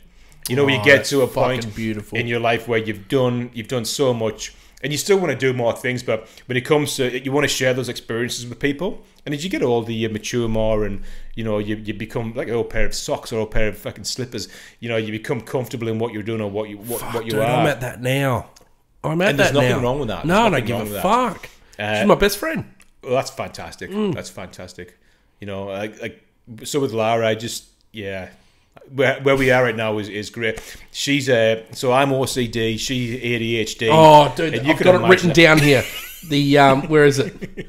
OCD story about the house in Carlisle and the open closet. That sounds so weird, but please keep listening. Yeah. So, do you want me to speak about that bit now? Or? I'd wherever it works in. Okay. Man. So with my OCD and Lara's ADHD, so. My OCD, and I think we spoke about this earlier on. I think I probably always had a little bit of OCD. If you go right back, I don't really remember where it would have started. properly, but I do know the trigger. The trigger was the army. Yeah. So that military confirmed again, it. exactly, with the square, making your bed, have everything perfectly tight, bouncing a penny coin off it, so the bed was that. Is that what it is? Tight, that tucked in. Your closet where your gear is, everything is immaculate. You've got a picture of what that should look like. So every single person's individual closet in basic training would look exactly the same. If anything was slightly out of place, the staff would throw it out the window and redo it again. And you'd race downstairs, pick all your bedding, pick all your belongings. Fuck back me, upstairs, man. put it back Sounds in. like SEAL training. Like I remember watching something, the Buds SEAL training. Yep. And if one thing's out, they rip the whole room apart. Do it again. I still remember even then going through that, and they would put you in jail, which was the military jail in the camp, and they'd put you in there for half an hour, and then they'd get the fire hose and they'd fire hose you right in the corner, and you'd be like, yeah, like, you ain't can't gonna breathe, do that again. Fire hose on you type of thing. But yeah, so that's waterboarding. Waterboarding. Yeah. So that's where the Spanish drowning. So that's where the OCD came from me. That was the trigger point, in which. It's been a massive. I feel like it's been a massive hindrance in my life, but it's also hindrance. I was going to say, was it something? The reason I use hindrance because anybody who has OCD, and like we said before, there's a lot of different levels to people who will open the door, talking about that, lock it 4 times. I mean, that's the other side of the switch spectrum. Off 3 times, yeah. So for me, it's been a good thing because it got me to the point of where everything was very neat, tidy, clean. But that's how I had to live like that. So when you walk into a relationship where someone's got ADHD and there's stuff all over the place and they're bouncing all over, like it technically should never. Our relationship with myself and Lara should never have worked. On paper, because it's like. How can you even do that? How can you possibly?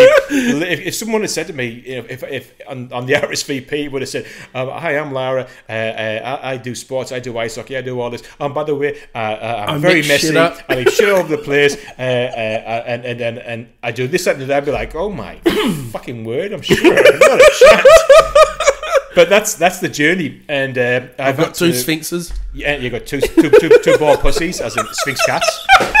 And so I've had to learn to live with that, and the same with Lara. She's had to learn to live with someone with OCD. So I mean, that's going to be perfect proof, Matt, of 2 sides. Exactly. 2 fucking things. Well, I mean, she has to put up with my attention to detail and Lara, and your good looks, your immaculate, body.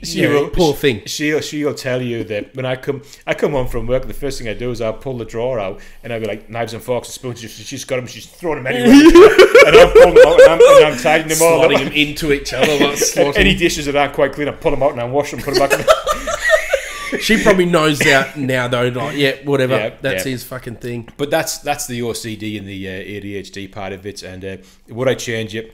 Fuck no. Simply because it's helped me gone from OCD to OCD, but okay. Yeah, and that's it. Okay, D. Yeah. Okay. There you go, okay, D. Okay, D. That's a new one, man. No, but like she's like settled you down. You've settled her down as well. She's grounded me. I don't know if I would say I've settled her down because Lara hasn't really changed that much. She is, but she's a great. That's person. something I bet you love. Oh yeah, you like that fucking spontaneous. Yeah. She's very spontaneous. Yeah. She's a great person. All Lara's ex-boyfriends who I'm friends with are dicks. No, I'm only joking. I'm not saying that. This is a measure of Lara. All her exes are fantastic people. Oh, wow. Really great guys, like genuine nice people. And I probably can't say that about a lot of my previous relationships because of my choosing. But this is a measure of Lara and who she surrounds herself with. She has a great resume. Great references. Oh my God, yeah. Absolutely. Fuck. Yeah. She really, she took a chance on you, mate. She did, yeah. It was the best fucking thing she's ever done, I bet. She was very lucky to catch me. She was, 100%. Yeah. I keep telling that. You're that Barramundi, mate. You're her Barramundi. I was, yeah. I was that 20,000 K 80 series. Yeah. Low K's, one owner. Only one owner. One owner, low mileage. Never been off-road. Ever. All right, I'm going to pour another drink for us, my man. Yeah. Shit, think, we were literally just it was, talking for 25 minutes, having a laugh about your next setup and that. Yeah, we were. We should have probably should have videoed that because there was some. No, I know it was good banter too. It was good though, like you said. It was just just. I like that between us. One-on-one, yeah, of course. It was the same watching the last one with Jared too as well. I mean, that was a Gerard. That's what you call him, Gerard. J-Rod. Yeah, J-Rod. I love that guy. He's such a. He's like every one of them. He fucking loves you too, eh? You could not. I could not. Yeah, I'm not even going to get there. No, great it bunch is. of guys.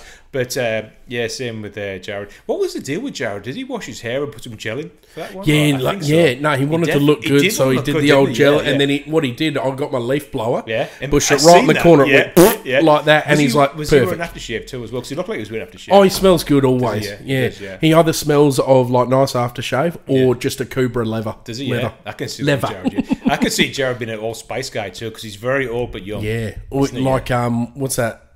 Something leather. What's it called? What's that brand? Imperial Leather. Imperial Leather. Bet you, mate. I do. So we're just having a giggle now, but I don't want this to be a what do you call it? Like a sad subject, but I want it to be a great subject. Yep. I think you know what's coming. Your dad. Yep. It's his birthday today. Yes. Bless his bloody soul, dude, and I'll cheers you again. Yep. Cheers, Kenny. Thank you, man. Yeah. Cheers, Kenny. Kenny Rogers. Kenny Rogers, that's his name. That is absolutely awesome. Absolute cheers to him. Legend of a guy, my dad, yeah. Tell me about him. Probably the most gentle soul, and I know you hear this a lot from people, just a gentle, loving soul. So some people, fathers are very, normally there's always a dominant parent, I believe. Yeah, I agree. Mother or father, one's very dominant, and in our family, mum was always a very dominant, strong person. Dad When you say dominant, strong, like strict, you know? Yes, of course there is, man. Absolutely. Yeah. And I respond well to strictness. I do. Yeah. And look, whether you call it a good cop, bad cop type thing. Spot on. But Dad was always, Dad was never angry, never aggressive. He was, I mean, both parents, you know, both our parents would give you the shirt off their back. They would do without everything to give the three boys whatever they needed and whatever they wanted. It's still very, we had a disciplined family. You might not know, but that's passed on to you, eh? You know that, eh? Oh, absolutely. You'd give your shirt, I know you would. 100%. Would you give that hat? Would you give me that hat? No. Get fucked. It's not so Dad was he was a very, very mellow guy. You know, he was probably the epitome of what a father would be to their son with regards giving you everything, loving the child. Never hit me once. Never. And you're talking about the 80s here. No, I understand that. I do understand that, man. You would still, even then, you'd get a smack, you'd get a belt. Yep. The old belt. Mum would do that. Mum would do that. Yep. Dad never ever raised his hand to us. And I can't even remember. I can probably remember one time where he got upset with me. And you're talking about, and that would have scarred you. That would have been like, fuck. 30 years of your life. You know, your dad would raise his voice once to you or twice to you. You remember it. You know, he was just a very, very amazing, gentle person. Gentle soul is what he was. So, how old would he have been today? Dad would have been 87 today. 87. Far out. So, Dad passed away. It'll be 2 years, December the 4th, this December. So whoa, Matty. While COVID was on. And man, why did I never know about that? He was rushed into hospital. He'd had prostate cancer prior to that, just before COVID. So he'd gone through prostate cancer. He'd battled that. He'd come through. Then he'd gone from that. He had to wear a catheter, and so Dad was his whole life. He worked up until he was 65, 68. He was a great provider, like I said. He was a painter decorator. He was very, very active, always climbing ladders still till he was 65-year-old, painting decorating, and very, very fit, as in like he what he did with his job.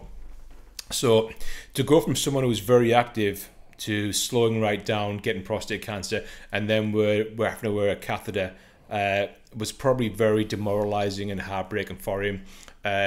He struggled with it, and then he deteriorated really quickly, and that was probably the hardest part. Then when I got the call that he'd been rushed into hospital while COVID was on, it was probably for me one of those statistics where, you know, you hear about it in the news, or you'd hear it all the time in Australia, where family members were taken to hospital and you couldn't see him. Yeah, so Dad went to hospital.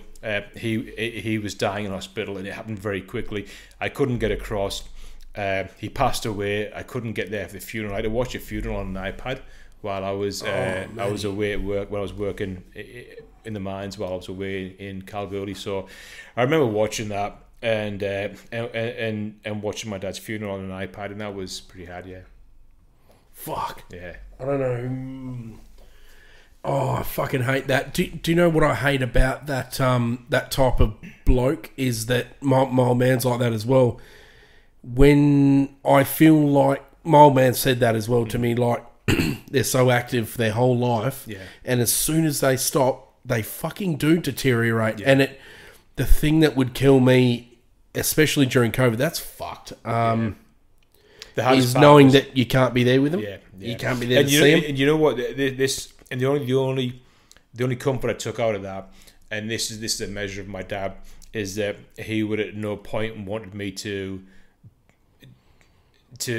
try and break any laws or do whatever I can to get across to the UK, even though you would have, which I would have done, and then be stuck there and not get back, because at the end of the day I've still got a life and I've got a job and I've got everything else here.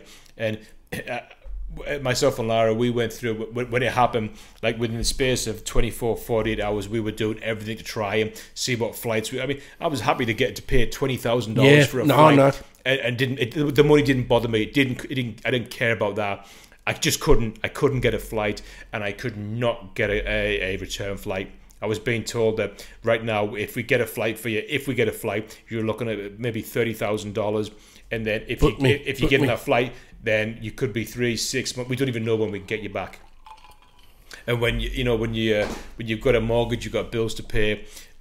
Dad would have been so disappointed and upset with me. Yeah. And I know this 100% because of who he was. That he would have been, but then quietly he would have done the same thing as you. Yeah. Oh, so fuck. He sounds like an amazing man. He was amazing. And then Lara and I, we went to the beach there near Trig yesterday. It would have been his birthday. Well, what would have been his birthday, and we took his ashes down there, because I've got a third of Kenny. I'm not sure what third it is, but I've got a third of Dad.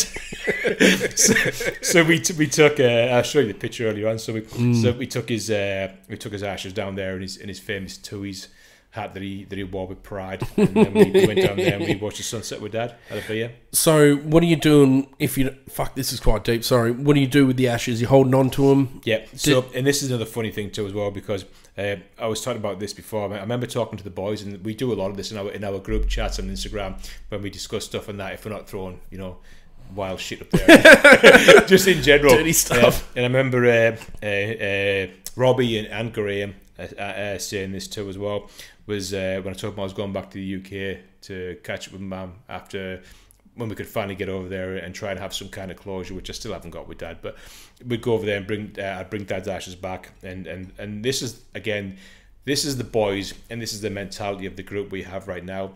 It was Maddie, let's tee something up, let's go and do something big for your dad to go and spread his ashes. What do you think your old man would have wanted? Like as far as spreading ashes? Dad loved the beach. Dad was a lizard. Fuck, you're like that as well, eh? You love that shit. I love the beach. Dad, we've done it in winter, you and me. We have met. Shirt off, in we go. Yep.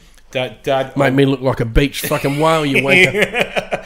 Yeah, Dad would always... Dad would tan so quickly. I remember Dad he was always black. Always black in the sun. He was like, we called him the lizard, because he loved the sun. He'd go on the beach, he would just go out, and then within 1 or 2 days, he was just so tan, so dark, and Dad loved that. So I always said, like, there's no rush. I mean, I think I put too much emphasis on it originally. Yeah, I love that you're not. And then fucking having him with you. That's beautiful. Right now I want to enjoy it. There's no rush. It'll happen. Yeah, good shit. I'll decide when you're ready. Right. And it might even get to the point of where, and I'm not anticipating Mum passing away, but I think I'll probably get Mum's ashes, and I think I'll do it together as well. Fuck! Wow. Because Dad loved Mum dearly, and I would. How's she doing? She's actually, Mum's very strong. Is she? Mum is very strong. I think if it'd been the other way around, I think Dad would have struggled. I think when you hear about partners dying of a broken heart, I think Dad would have died very shortly after Mum. Yep. Whereas Mum's a very, very strong person. I'm not saying Dad wasn't. Dad was very strong, but Dad needed Mum. Yeah, of course. Not that Mum doesn't need Dad. She misses him terribly, but the backbone. They're the backbone, man. Also, that's my song. Mum was the backbone of the family. Yeah, 100%. Dude, wow. Yeah. Jesus. I really understand that you want to keep the ashes, and do you know what? I'd be the same 100%. It's like, or I don't know, what the fuck? I don't know. How do you? I think I'm the same. Like, my mum passed away, but it's like, how do you know when the right time is? It's like. The right time will be when it is peak. You know what I mean? Yeah, what the fuck, man? You're only navigating it. Yeah. I think you don't want to put too much. Like I said no, earlier, you don't want to put too much. I want to hold on to them for as long as I can. Too much emphasis on it. You'll do what you'll do when it's ready, and don't try and think about it too much. Enjoy it. Just enjoy. And the ashes will sit there in the house with myself and Lara, and it'll stay there. And we'll do some more things with Dad. And then, like I said, I think because I want that unity of Mum and Dad.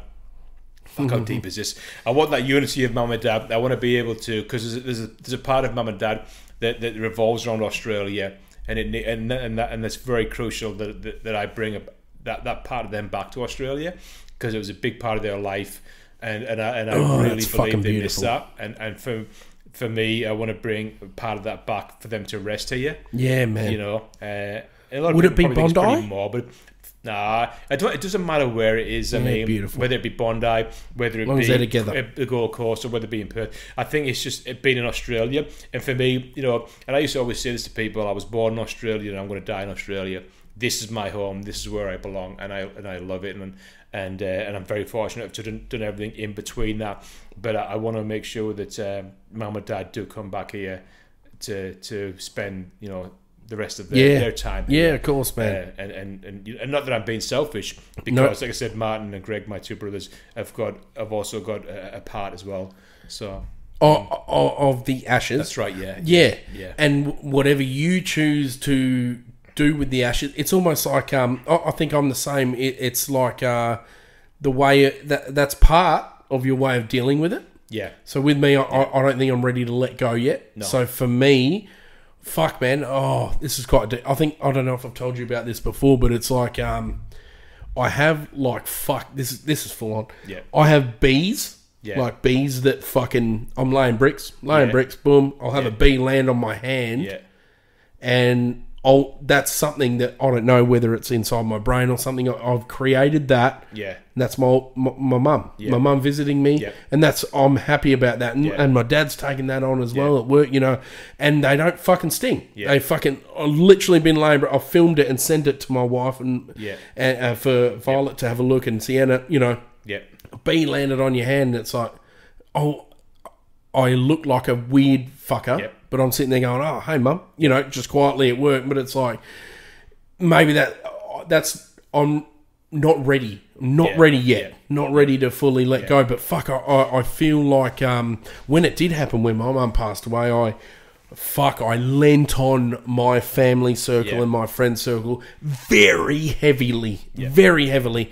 And I think that's very important. But it's, I think it's got a lot to do with, I don't feel it yet. I don't feel like I want to let go of that shit yet. It's the same with Dad too as well.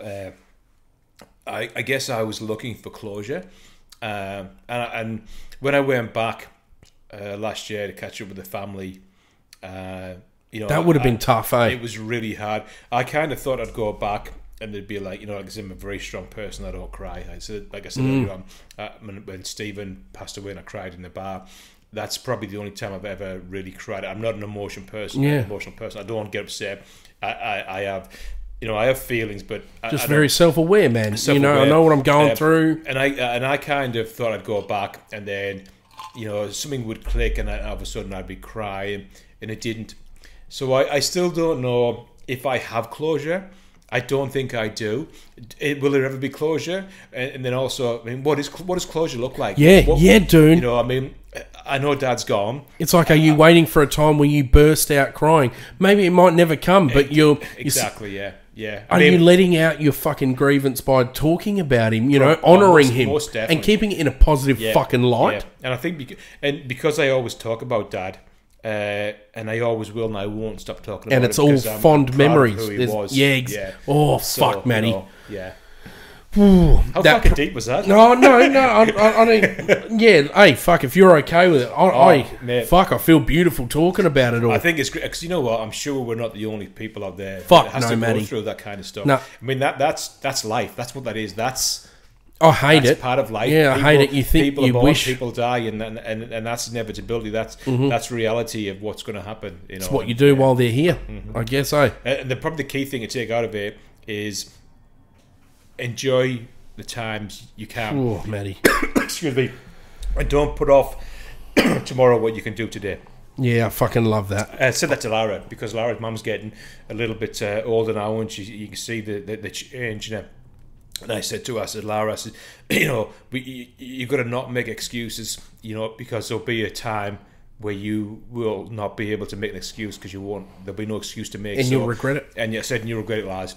I said, I left the UK, so it was very difficult to, it's very expensive and it's very hard to make that flight to get across there.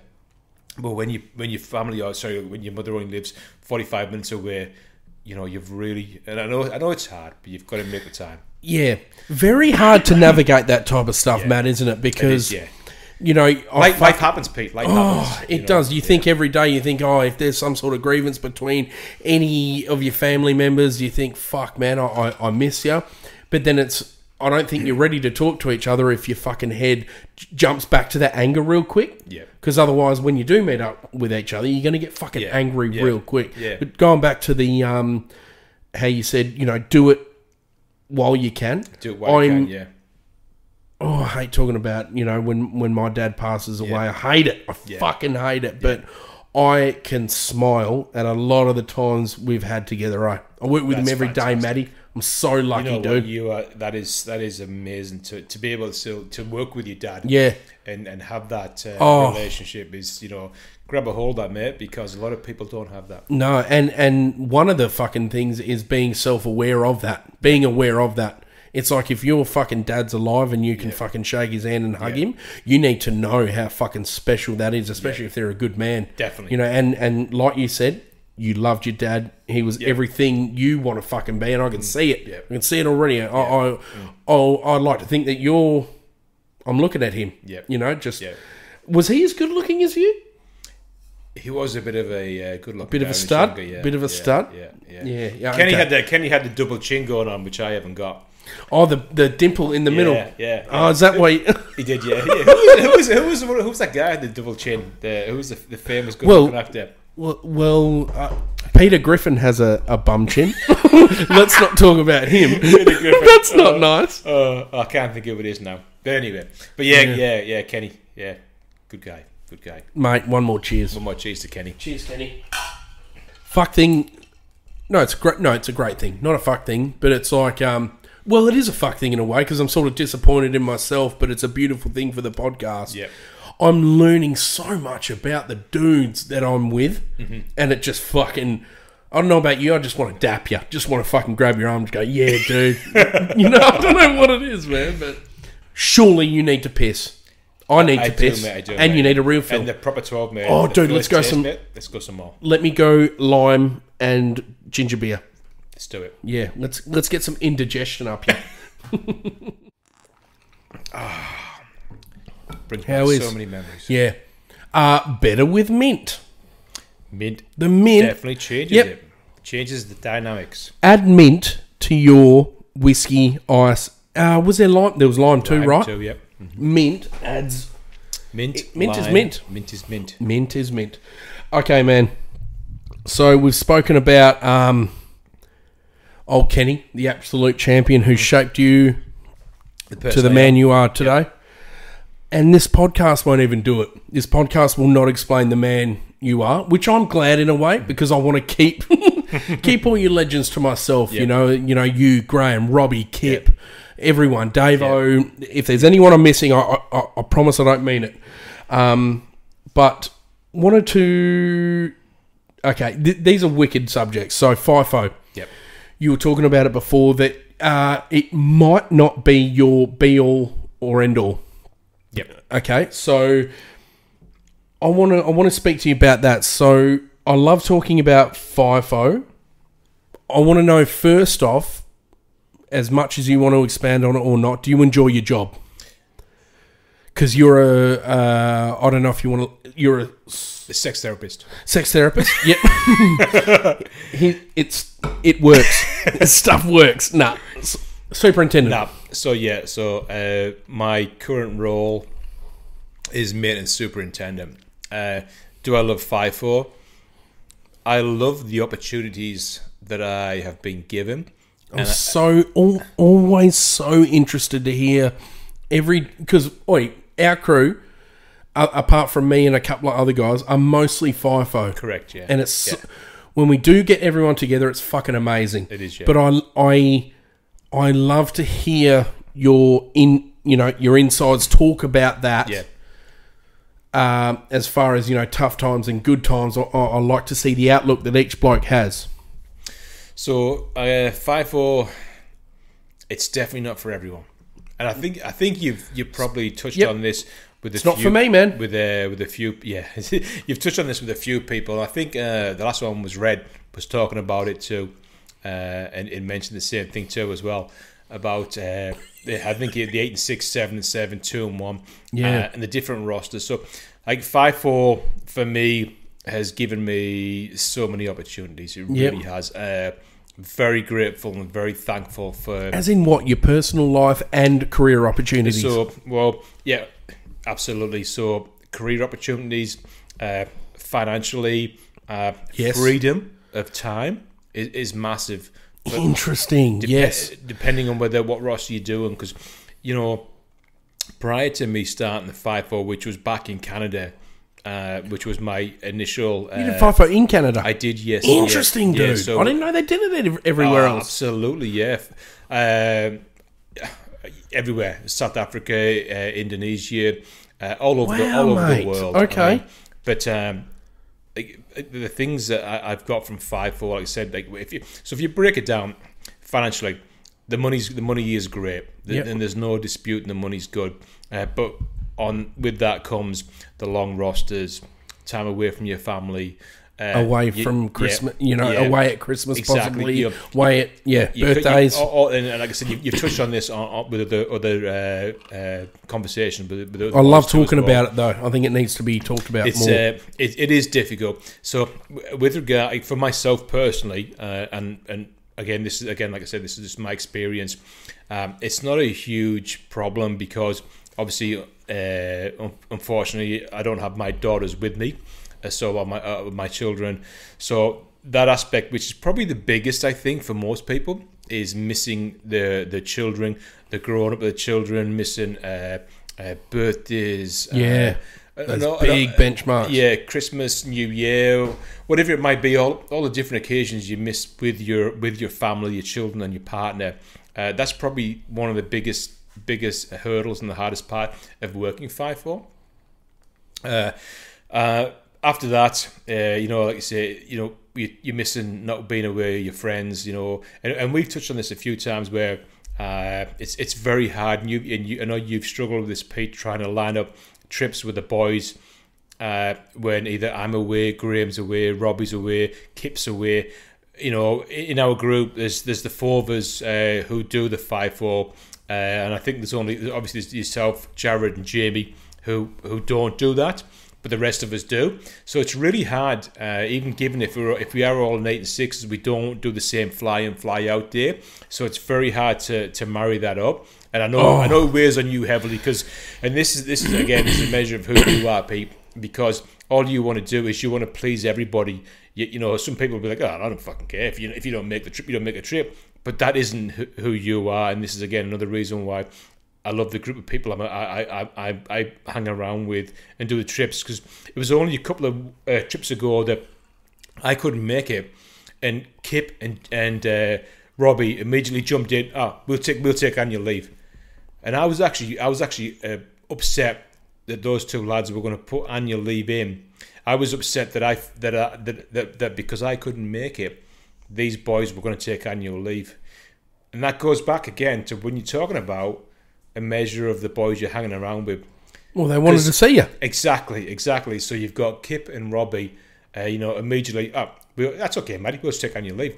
You know, if that's what it is, that's what it is. You know, it didn't even bat an eyelid over. If you can't make it, Matt, well then you'll make the next one. But that's again. So like the 5-4 life has given me so many opportunities. Like I said, financially, growth in what I'm doing. So when I first came to Australia, like I said, we touched on it a little bit earlier. I was working for WestTrack, and then I ended up moving to Kalgoorlie to get into I want to say a 5-4 life. It wasn't 5-4 Kalgoorlie because I was living in Kalgoorlie for my job. I was a resident for WestTrack. So doing that, You're still away from home. Yeah. Well, I guess I was, but I wasn't because I wasn't married at the time. So that was your base. So that was my base. So it wasn't a big thing for me back then. I was working at 10 and 4, but in reality, I was working. What's that? 10 days on, 4 days off. Yeah, but in reality, I was working 13 and 1. So I was wow. So, but again, you know, when you're talking about a single person who wasn't, you know, obviously. I wasn't married, no attachments, no kids, no nothing here in Australia. You know, I didn't have much more to do than work and either earn money or go out and have a good time with the boys. And what I realized that you were working with exactly. So I knew then that you know, at 40-year-old, I had to make money, and that it was comes why back to that connection. Whether that time off, you're just with your work colleagues, you're working more than anything. Whatever, no worries. But now you make time for Lara and then for the boys. You know what I mean? It's a different reason. Exactly. Yeah.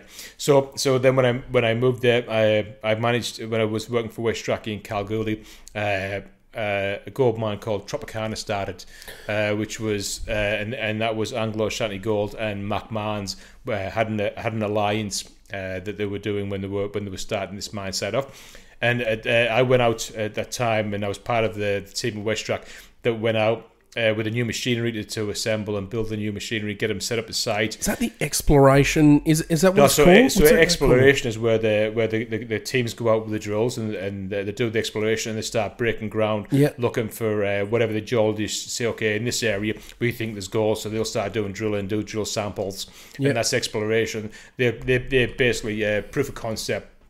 They'll say, yes, in this area we found potential gold deposits here, there and everywhere. Okay, we think, okay, so this is what we found. And then obviously the companies, whoever are funding the exploration departments, will say, let's go ahead and let's yes or no. There's enough proof here of concept that we can build a mine and we can gamble. And that's what it is pretty much. So when we got there, all that had been done. So that proof had been done. So you're setting up a base. So basically, well, we weren't setting the base. So Anglo Ashanti Gold were setting the mine up, and McMahon's were going to be the company who were going to come in and supply the people, the machinery, the maintenance, and from a mobile perspective, they were going to do that. And Anglo would do the mill and all the refining of the gold for the mint. So I went out there at the time with WestTrack, and McMahon's asked me if I would take over as a maintenance supervisor. I said yes, and that was pretty much my story. So from 2012, I spent 8 years at Tropicana, and from there moved on to a couple of other sounds so sites. exotic, Tropicana but it's just not. It sounds very exotic, but it's. Don't get me wrong. It is a good mine site, but when you say Tropicana, you think, oh my god, Tropicana sounds like something very tropical. It does. It sounds amazing. I want to go to there. Moving on. But yeah, no. And so for me, for 5-4 life, like I said, I was going to say, what is it like good. percentage-wise for you? Like you were saying before, you know, I don't know whether I want to do this forever. Yeah. But the role that you're in now and the roster that you have, of course, that can change in the future. But can you, you know, what can you see yourself doing? You know, because I reckon a lot of FIFO guys have that thought in their head, like, can I do this forever? Is this sustainable? Rhett's got a pretty wicked outlook on it. You know what I mean? It's a mental thing. You know. Oi, I was literally just going to say this, like you were saying to me before, I don't have time to have a drink. Chill out. You have as many sips as you want. But I think with Rhett, it was like it's like a mental thing. It's how you look at it. It's your perspective. Like, what's your main percentage of what do you want to keep doing this, or where are you in 5-7 years? So everyone's different. So if we look FIFO at it, guys will love this shit. I think they'll relate, man, because they're big questions. They're big life questions. So if you look at 5-4, if you break it down, everyone's doing 5-4 for a different reason. Perfectly said. Fucking oath. Yeah. And money. Normally it's freedom. It's money. That is really the biggest reason. In everyone I've spoken to, it's been because of money. Now there is the exception. Some people it's about lifestyle, because the roster works for them. But generally it's probably money. So where do I see myself? I would like to think that I've got probably another 8 years in 5-4, which would be great because that would take me to 60. That's a specific number. It is. It is, isn't it? Well, actually, it's not 7, not 9, fucking 8. It's actually 7 years and 251 days. I've actually got a count on my wall. I've got a countdown timer. I have an app for that, and that's named "I'm fucking out."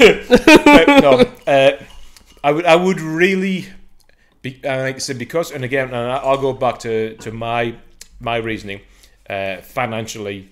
And then second, because of the roster. So financially, you're setting yourself up, aren't you? I'm setting myself and Lara up. And second of all, the roster works very well for what we do. Beautiful. Whether it be four-wheeling, camping, hiking, whatever it is. Freedom. It's that fucking word, Matt. Yeah, but also, the thing with roster too as well, and Rhett probably touched on this, when you're away, your partner has a second life.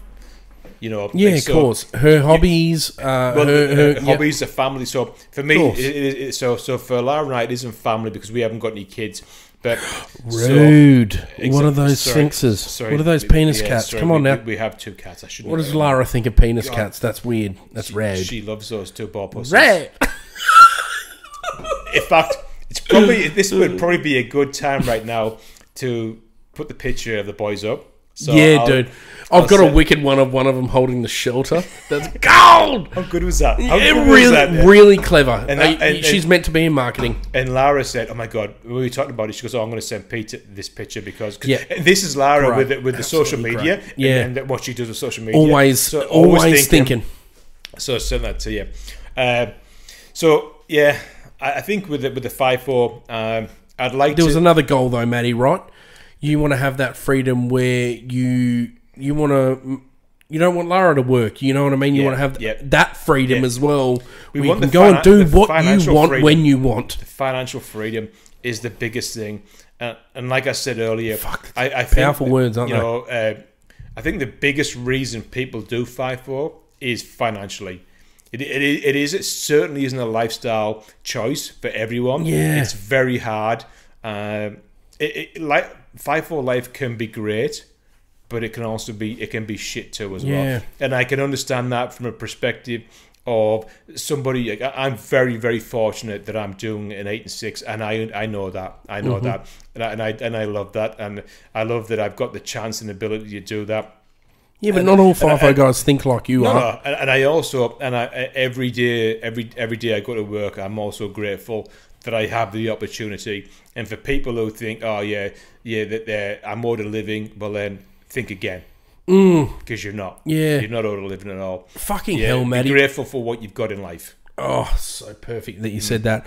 Yeah. I have this thing that's in my head every fucking day. Like, even like Monday, it's a Monday. Yeah, it was, this morning after a great weekend, you're like, but fuck, it takes me 2 seconds to think of, I'd hate to be up in a fucking hospital bed with cancer, or, you think about the kids and PCH, and then I'm just so happy to be this fucking side of the dirt, dude. Yep. I'm so fucking happy about that. There is so many people so much worse off, and we've we've completely gone away from what we were discussing about 4XPLOR, but it's the same mindset. When you oath it is. Yeah, exactly. It's a mentality. And when you look, and this is a problem, and I feel like I'm my dad. I am my parents talking right now.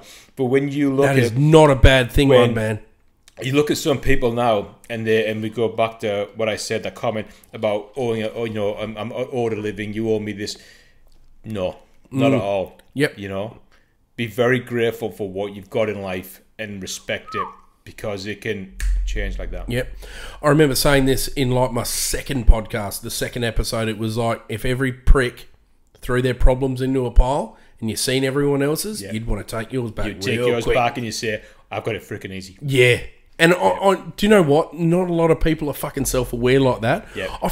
Well, maybe I'm fucking delusional, but I'll tell you what, I like looking at the people around me and that, I'm like very fucking lucky. When you look I'll at take people, I want this. I want to hold on to it. I really don't want to let it go. And it makes me sad to think about if a lot of the people that I have in my life wouldn't be in my life, and make me a bit fucking pissed off. Yeah. Like, I'd fight for someone like you. Like, if fuck, this is a thing, actually. This is, I wanted to bring this up with you. You know my shit, but it's nothing too hectic, but it's more like people who you think that are fucking beautiful, and you're trying to hold on to them as much. Like, for example, I love you. I'll give everything of mine to you. Feel like I've judged you awesome. You're a fucking beautiful bloke as well, but if for some reason you just stop talking to me out of nowhere, I'd be like, dude, like, why can't you, like, there's always two sides. Two sides of the thing. A lot of people listen to the noise that's outside of fucking everything else. But if you started unusually talking to me less, I'd be like, oi, I'd call you and say, Matt, like, what the fuck, man? That's when you go back to that welfare check on people. Yeah, fucking oath, dude. I've done that, Matt, in the past, and that still goes to me. Any kind of behaviour that's unusual with someone that whether you love, care about, whatever it might be, it can be a work colleague, it can be anybody. Yeah, and I speak about this regular at the PSIs with the boys around mental health and that, and the boys speak about it too. Any kind of behaviour that is unusual at all with someone that you know, and someone you know well enough, whether you care about them or it's someone or someone in your circle, if their behaviour changes, you've got to be on top of that, because people's behaviour is changing to a point where you recognise it is normally a warning sign, and you've got to be aware of that. So let me ask you this then. What happens when someone's behaviour changed? It's out of your control. You've reached out as much as you can. Escalate it. You take it. If you're at work, you take it to a team leader. If it's in your family, you take it to someone very close to in them. Your friend group. You escalate it. You don't let it be until because the last thing you want to do is be at a funeral saying, "Oh my God, it was weird how he just changed overnight like that," and I never did nothing about it. But this what comes if back you from have? Stephen. What if you have, conversation though? with Stephen Dine.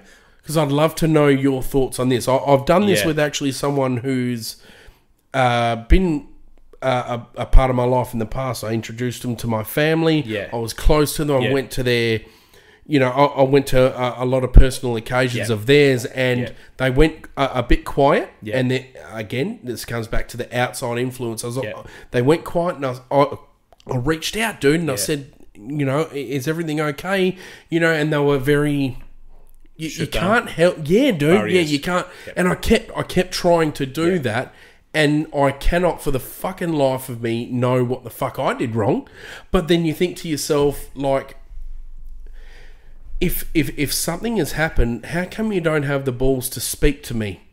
Like, if you think you knew me as a person, how come you didn't speak to me about, if you hear that second, like, it comes back to that two sides. Yeah. How come you didn't speak to me about what you've heard or what shit might have been spoken about me? How do you tackle that if you've reached out to them in every circumstance that you can, trying to be a good friend? Yeah. What if they still shoot that down? You can't change what somebody doesn't want to change, man. Nah.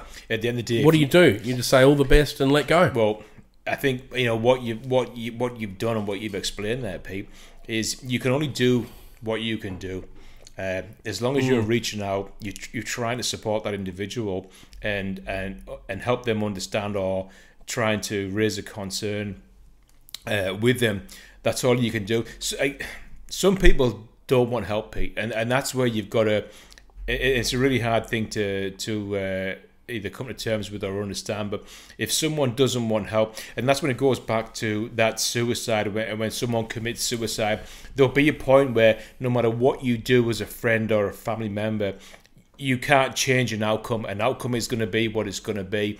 You can do the best you can. Yeah. And that's where when it comes down to the point and you say, you know what, you can put your hand on your heart and say, when you stop blaming yourself. I did everything possible to do what I can do. You can't change, and I'm a big believer of destiny. I really am, Pete. Some people don't. That's what we're speaking about, dude. That's our word, dude. Destiny. The universe thing. Yeah, we spoke about it off camera. You can't, and again, destiny, everyone's dude. got their own belief in all that stuff, in all that kind or bullshit, if you want to say it, whatever you want to call it. Yeah. I do believe in destiny. I really do. Fuck. And whether you, well done, Matty, for bringing that up. whether you make your own destiny, or whether your destiny's planned out for you, and it's different trains of thoughts, and you could get really deep here in the conversation. But at the end of the day, you've got to try. Goosebumps, man. That's fucking wild. All dude. you can do is be the best person you can be to support whoever it may be, whether it's family, friend, even a foe. It doesn't matter. All you can do is be the best person you can be to help someone, but you can't change destiny. Yeah, if somebody wants, and again, I'll go back to Stephen. It's absolutely terrible what Stephen did, and it's terrible what happened to Stephen. And there was a point where you blamed yourself. The situation to the situation he got himself in. And yes, there's definitely a part I blame myself when he committed suicide. I don't blame myself for him committing suicide. I partially blame myself for somehow not recognizing that. And even to this day, I still don't know what I could have done different. But you will always harbour that. You just got to let go of it. And yeah. Fuck, dude, that's so powerful. Like, you spoke to exactly what I was feeling like. Like, you know what I'm doing, and it might not be the person you think I'm talking about. Yeah. It's something else, but you did all you can. That's all You've left that door open. They've closed it. Then you're just going to let it go. You've got to let go, Pete. You have to move on because, again, life is very short. Life is so short. We're getting so fucking deep here, mate. How deep is this? Oh, I fucking forgot. Oh, man. No, it's wild, dude. If we're gonna take anything out of this section we're talking about, it's be the best person you can. Yeah. And support everyone. Stand by your shit. Stand by what you did. Stand by your morals. Like fucking this situation I'm talking about. I truly felt like I was a good fucking friend. Felt like I truly did the right thing by reaching out. And then it was that, you know how I was saying before that people pass into your life and out? Yeah. It was meant to be. That was meant to be. It's all part of the journey. It still makes me a bit sad. It's all part of the journey. But at the end of the day, sometimes I feel like, Matty, you've got to have that fuck it.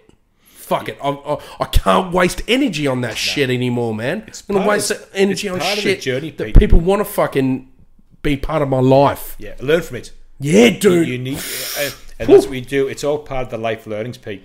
You learn from it, take out of it the good points, the bad points, move on. And this is where we get back to the chapters in your life. Yeah, dude. That was a chapter, and there would have been some great times in that chapter. There would have been some bad times. Yeah, move then on. You got to let go of that chapter. And the bad let shit, that be part of the book. Let go. The good shit, keep the memories. Fuck, I love that. I'm literally just going to check the shit, re-record, because I've got another wicked question to ask you. Wanted to speak to you. You mentioned that before, dude, when we first spoke, and it piqued my interest about leadership with the FIFO thing, about you coming in possibly at multiple times during your career as a new manager. And I think this is a big thing. Leadership for me, I'm one of those guys who will absolutely respect authority. I absolutely respect, like, for example, if I was in your team, I'd be like, okay, that guy's the main guy. I'm here to fucking sort of serve him. Having that wicked attitude, like as in, play part as a team, part of a team. Now, I have definitely met a lot of people in my life where a new manager's come in, they're like, fuck this guy. And then also, they've held that resentment from previous management, all that bullshit. I'm sure all the FIFO guys have run into that where it's like, previous management, fuck that, fuck this company. No matter who comes in, fuck them.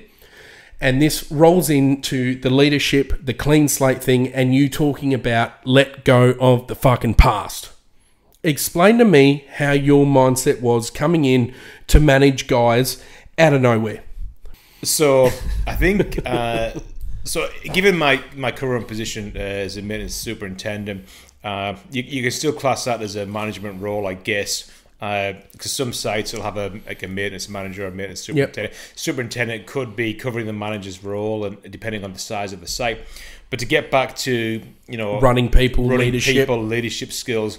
I've been fortunate to have a couple of leadership training skills within the company I work for right now, but leadership's a hard thing, and I think where people go wrong, and I learned this in the early days as a supervisor with very little experience. You can't demand leadership. You can't, because you're a leader, you can't demand that and say, oh, I'm a supervisor, demand respect, or a leading hand, like, or a fuck manager. You, respect me. I'm the manager, and you'll do as I say, because that's straight away you failed. You've lost it straight away. The only way, and again, not every hat fits it. And everyone has their own idea of what the right leadership and management set should be and what it should look like. What's worked for me is leading by example. You can walk into a place. That's so army. Definitely. Right? You can use that. I could certainly use my military background with helping me to a certain extent. But again, that was a different era back then too, Pete. So you've got to remember with leadership, it's always evolving, and especially through the Gen X's and the Ys and all the different groups we're going through right now. Mm-hmm. You speak to anybody in leadership, and they will tell you it is an ongoing battle trying to change and evolve your leadership skills. It is very hard, mate, really hard. But the one thing that seems to always work that I found is consistency and communication. You've got to be consistent with whatever message you're putting out there. That's throughout life. Anything. Yeah. Keep going. Expand on that. I'd like to hear. So with consistency, and you've got to remember, we're all human, and whenever you've got the human, and I say this all the time to the team, whenever you've got the human element, you're always going to have failure. We're not robots, we're not machines, we're humans. Patrol owners. So this is for you, Beto. Yeah, so Jamie, again, mate, we do love you, but again, mate, you are probably... past any help. He probably is. You lost calls. And looking at it now, honestly, I think Jamie would be the first person to admit that. Yeah. I mean, at the end of the day, he would.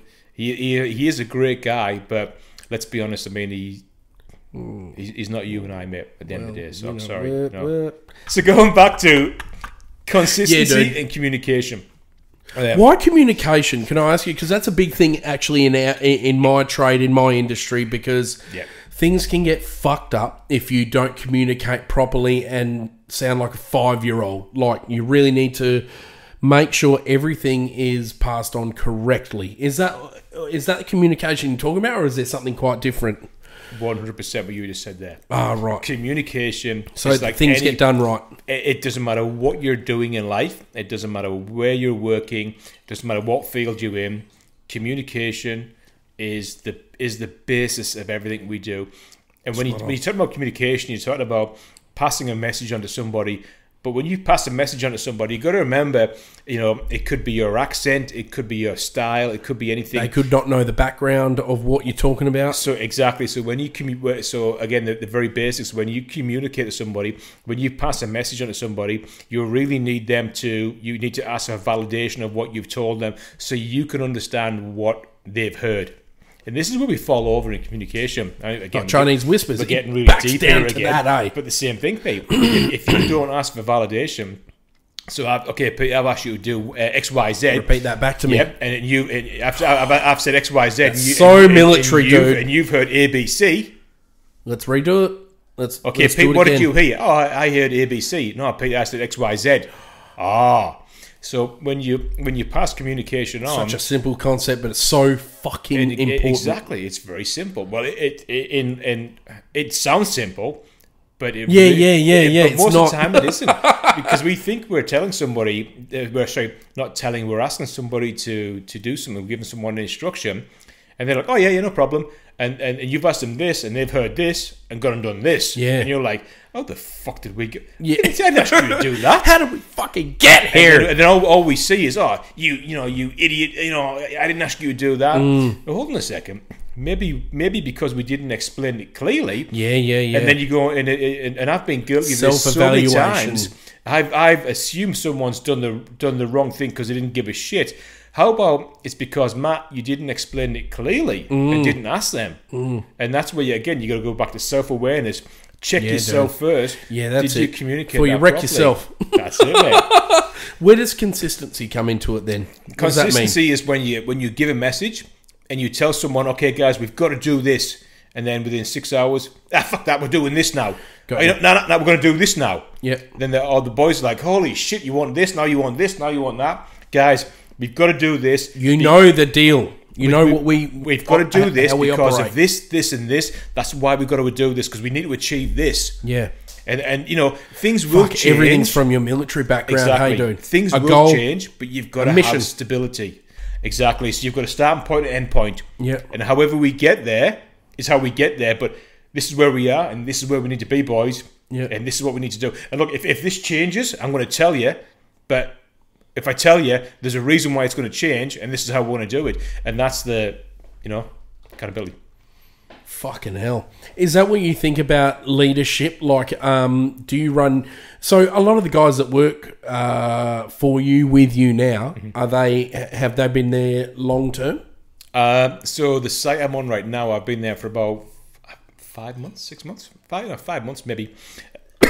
Some of the guys have been there 18 months, a year. Even one of the supervisors I've got there right now, Alex, he's been there, I think 18 months now, and he's gone through such a journey while he's been there with different leadership styles, having the right staff team, and then not, and losing them, and then from being a supervisor coming down to a lead hand to back on the tools, back to a lead hand supervisor, all at the supervisor position. He's had to wear multiple different hats and adapted very well to that. So it's very hard at that level of what you need to do and how you're going to adapt to those different levels, and to also try and bring a new system to different people. Correct. Is that shit that you get? Does the company that you work for at all pay for like management courses or something? Yeah. Really? Do they, man? Yeah.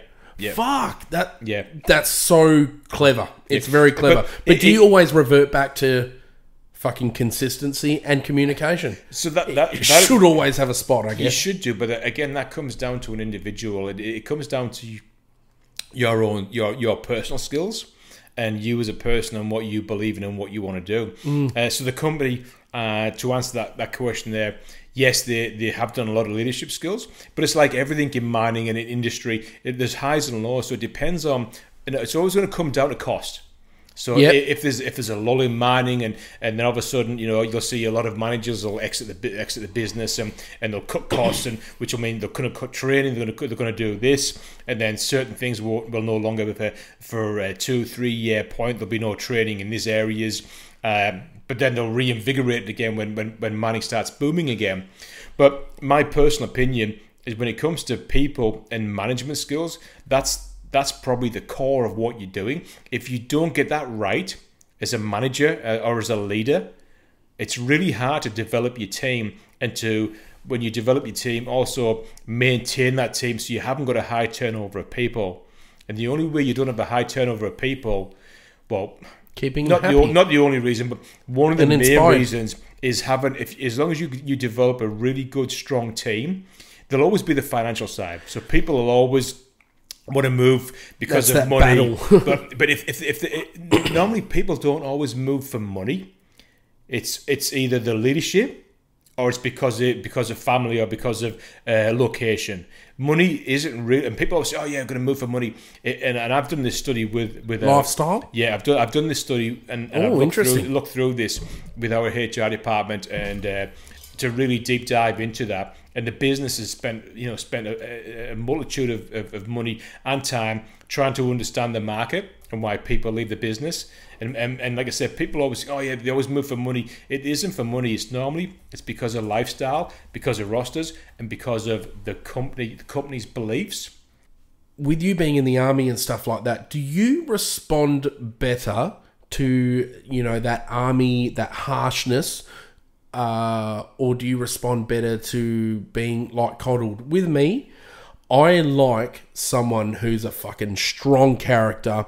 I don't care if there's a that balance of no, you don't fucking do it that way. You do it this way, and leading by example. With me, I love someone like that. I respond to someone being quite harsh to me, and I respond also to someone who I know will get in and do the shit jobs to show me how it's done, and not give a fuck about their position in the company. What's your view on the leadership thing? Because I think that's a big thing for me, and also for character in a person. What do you think? Tell me your thoughts on that. So tell me what you respond to, and tell me how you lead. So I respond to strong leadership, and again, that'll always stem back to the military. But one thing I do really demand is lead by example. Yeah, so I'll go back to communication and consistency. Two key things that I myself try and strive for, and I'm certain anybody watching this, or anybody that works with me, we are human. We do make mistakes. We do fail. We don't always do what we say we're going to do, even with the best intentions. But I do expect people to lead by example. Be honest. I'm not going to tell you to do something that I won't jump in and fucking do it myself. If I'm going to tell you to do something, it's because it's the right thing to do. And I'm going to explain why you need to do it. And I would not tell you to do this if I thought it was wrong, or I wouldn't do it myself. Yeah, fucking Simple as that. And you need to lead by example. I don't believe in do as I say, not as I do. Yeah, do not stand for that. Yeah, I'm all about old school. I've made these mistakes. New school ideas. Yeah. So what? Old school, but new school ideas. Fucking hell. Yeah. Which means you don't go around. Let's tattoo that on you right now. You don't bully people, but I demand that you do the right thing. But I don't demand that you will do as I say, not as I do. That's perfect, man. It's like, I don't want to fucking be a bully to you. Yeah. And that's what it is for me. I've responded well to that. It's like, if I fuck up, be harsh on me. But then, be harsh, make me shit myself, and then go, this is how you do it, mate. Yeah. And then inspire me. Yeah. That's how I want it to be. Yeah, but remember, people, again, and we forget about this, especially as leaders, people do make mistakes. It doesn't mean that they're a shit bugger. It just means that they've made a mistake as a human, and you need to discuss it with them. Don't think they've done it because they don't give a shit. Yeah. Clarify, and that goes back to that clarification. Yeah. Communication. Clarification. Yeah, dude. Ask, why did you do that? What were you thinking of? And if someone says, if it comes down to, they have been a shit cunt. Yeah. Then you deal with it. You deal with that, and I have no problem dealing with that. Exactly. If someone's made a mistake, no problem, buddy. We'll work through this. We'll fix it for you. Because again, X, Y, Z, different age groups, different decades. You got to remember different sensitivities. Different sensitivities. Yeah.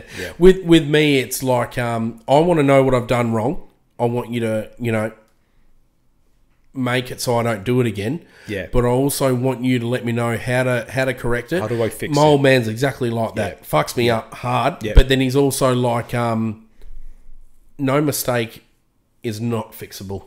Absolutely. Everything can be fixed, mate. Everything can be fixed. He literally, Yeah. many a times where he's put his arm around me and gone, it's not the end of the world, Yeah. mate. Don't worry about it. Matty, this is a big question to end it off, mate. Yeah. And it might be quick. It might be slow. Who knows? This could end right here. But do you have any, like you said it before, but do you truly have any regrets in your life? No. You don't have any regrets? No. God, I love you. And I was hoping this would go for another 5 minutes, but Oh, I don't care. It's can- honest, dude. we can make it last 5 minutes. It's no problem. But like I said, I got Jeez, I wish you got were a as tattoo. optimistic as my I got wife. a tattoo. I got a tattoo. And Don't worry, buddy. We can make it last. I'll give you a picture, mate. I'll give you a picture. Oh, God. Lara will be jumping. Oh my All God, the cameras 5 on minutes, you right now. Yeah, Larry. Buddy said 5 minutes. That's 3 times longer than you. But I've got a picture, and I'll give you the picture on my tattoo on my side there that basically sums it up.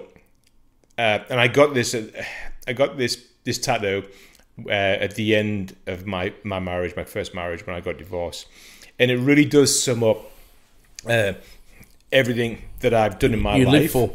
And I Your live credo. for. And basically, it is don't take life too seriously. Enjoy it. Enjoy the moment. Don't have any regrets, because everything you did at that moment in time is exactly what you wanted to do, and that was a decision you made. So and you live with that, whether it was right or wrong, stick with it and move on. Fuck. Don't hang around. Don't waste time on regrets. Don't waste time on the past. Don't look in the past. Don't worry about what you can't change. Pick up anything you've done in the past that you can take with you as a life lesson. Definitely take it with you. Take the good points and then fucking let go. And let go of it, because if you don't, it'll make you very bitter. It'll make you twisted, miserable, and resentful. And that is, and I hate using this word, but that's like cancer. That will eat away at you, and it will consume you. Let it go. I've been like that myself. I've been bitter. Yeah. I've been angry. And fucking truth, man. Yeah. You're spending the energy for nothing. For no one. For nothing. They don't give a fuck. The other side. If there's Move on, dude. If there's no value in it. Onwards and upwards. Exactly. If there's no value in it and you're not going to gain anything out of it, don't let it waste your time. What does the tattoo say, though? Surely that's shorter than that, because that would take up a whole fucking side of your ribcage. Basically, nothing lasts forever. Nothing lasts forever. Live it up. Drink it down. Avoid the bullshit. Take chances. Have no regrets, because everything you did in life is exactly what you want to at that moment in time. That's so perfect. We did not script that. I promise you. That was a perfect. It's pretty much word for word. I'll send you the picture of it, man. Yeah. No, I've seen it, baby. No, I want to see the rest of it. Oh, you will. Yeah. Well, you'll see my 6-pack and all the rest of it. But dude, that's just such a perfect. There's so much more I could talk to you about. We could go on for hours. You really could, there mate. is. But I like it. I like that it's ended there, because I want to just keep learning about you boys. Yeah. I didn't. Frankly, I didn't realise how much you'd been through. Yep. And your self-awareness and your positivity and your leadership skills are fucking something out of this world. And I'm sure you thank the military every day, and you know your mum and your dad, how they fucking formed you into who you are. Not just that. I mean, I even with my leadership skills, I thank the people that I've worked with in the past and the people I'm working with in the present right too. We've told you good and bad lessons. Even though you're a team leader, you develop those skills because of the people you're working with and help you. They help you develop them skills, because you're always learning. Don't kid yourself that you know everything, because you don't. You're always learning. There's a lesson around the corner. There is a lesson around the corner, and listen to what people have to say, because even though you think you may know everything, you certainly don't. No. Yeah, and like I said, just keep an open mind. Yeah. Fuck, I love that, Matty. Dude, first off, for the 7th or 8th time, cheers to Kenny, your dad, man. I'm honoured that you took the time to do this with me today, man. Oh, it's a pleasure, Pete. It means the world. Yeah. want to look you in the eye and say, thanks for being a good friend to me, man. Like, truly, I'm going to look you in the eye. I love you. And thanks for every fucking thing you've taught me tonight. Truly, you've told me a lot of shit tonight, dude. And I appreciate you being an open book, and I appreciate you being fucking apologetic about it. Shit happens. Fucking deal with it. Do you know what I've taken from this tonight? Leave shit in the past, dude. Whatever's back there, leave it. Don't fucking waste your energy on it. Fucking hell, dude. Is there anything you want to say at all? Sure, there's a couple of words you want to say to Gray, your boyfriend. Yep. And there's a couple of words you want to say to Jared, love your dog. And Jamie. I'm sure there's a bit of ripping you want to do, man. Is there anything you want to fucking say? Tell me your experience tonight, man, and anything you want to say. Oh, look, this for me has been absolutely, it's been great. You know, cameras, the podcasts. It's hard to get used to, I understand, man. I mean, for me, it's... for someone who used to, you know, was driving the coaches in Europe and all the trips I used to do with the microphones and talking to people and meeting people in public and public speaking, this side of it doesn't bother me. Not uncomfortable. I love talking. You're fucking natural from the get-go. People at work will tell you the same thing. You know, at the meetings, I'll sit there and I'll yap on and rabbit on, and they're probably like, "Oh my god, man, just shut the fuck up." I love talking. But the one thing I will take, and I've said it so much tonight. Firstly, with the people, so with the crew, I am so grateful to have met yourself and met the boys. You know, I feel so lucky and honoured that I've met these lads. We're very simple people. We have very simple lives. None of us are anything special about us, other than the only special thing about us is the way we treat each other. It's where you're wrong, though, but anyway. And look after each other. And for that, I'm very grateful. And again, just to touch on what we said earlier on, just do the right thing. Just simple, eh? Yeah, keep life simple. Don't overthink it. And you know what? You'll come out the other side okay. Thank you, Matty. Cheers, Pete. Fucking love you, pal. Honestly, dude. Yeah. Thank you so much. One more thing. The bidet in the toilet. I do like that. I'm going to get one of those for Lara. I haven't tried the full force of that yet, eh? It's real powerful. Seriously, I'm going to put one of those in for Lara, and Lara, you know what I'm talking about here. Oh, check this out on OnlyFans. I'm going to put one of those bidets in because that little touch is very nice. That's what you get if you come on a podcast here. A nice little asshole clean. Matty, thank you so much. Thank you, Pete. Cheers, buddy. Dude. Guys, I hope you've enjoyed this episode.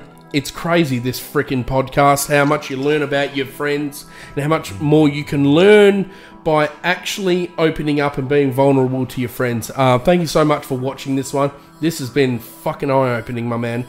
Love you, pal. You too, mate. See you in the next episode, guys. Thank you so much.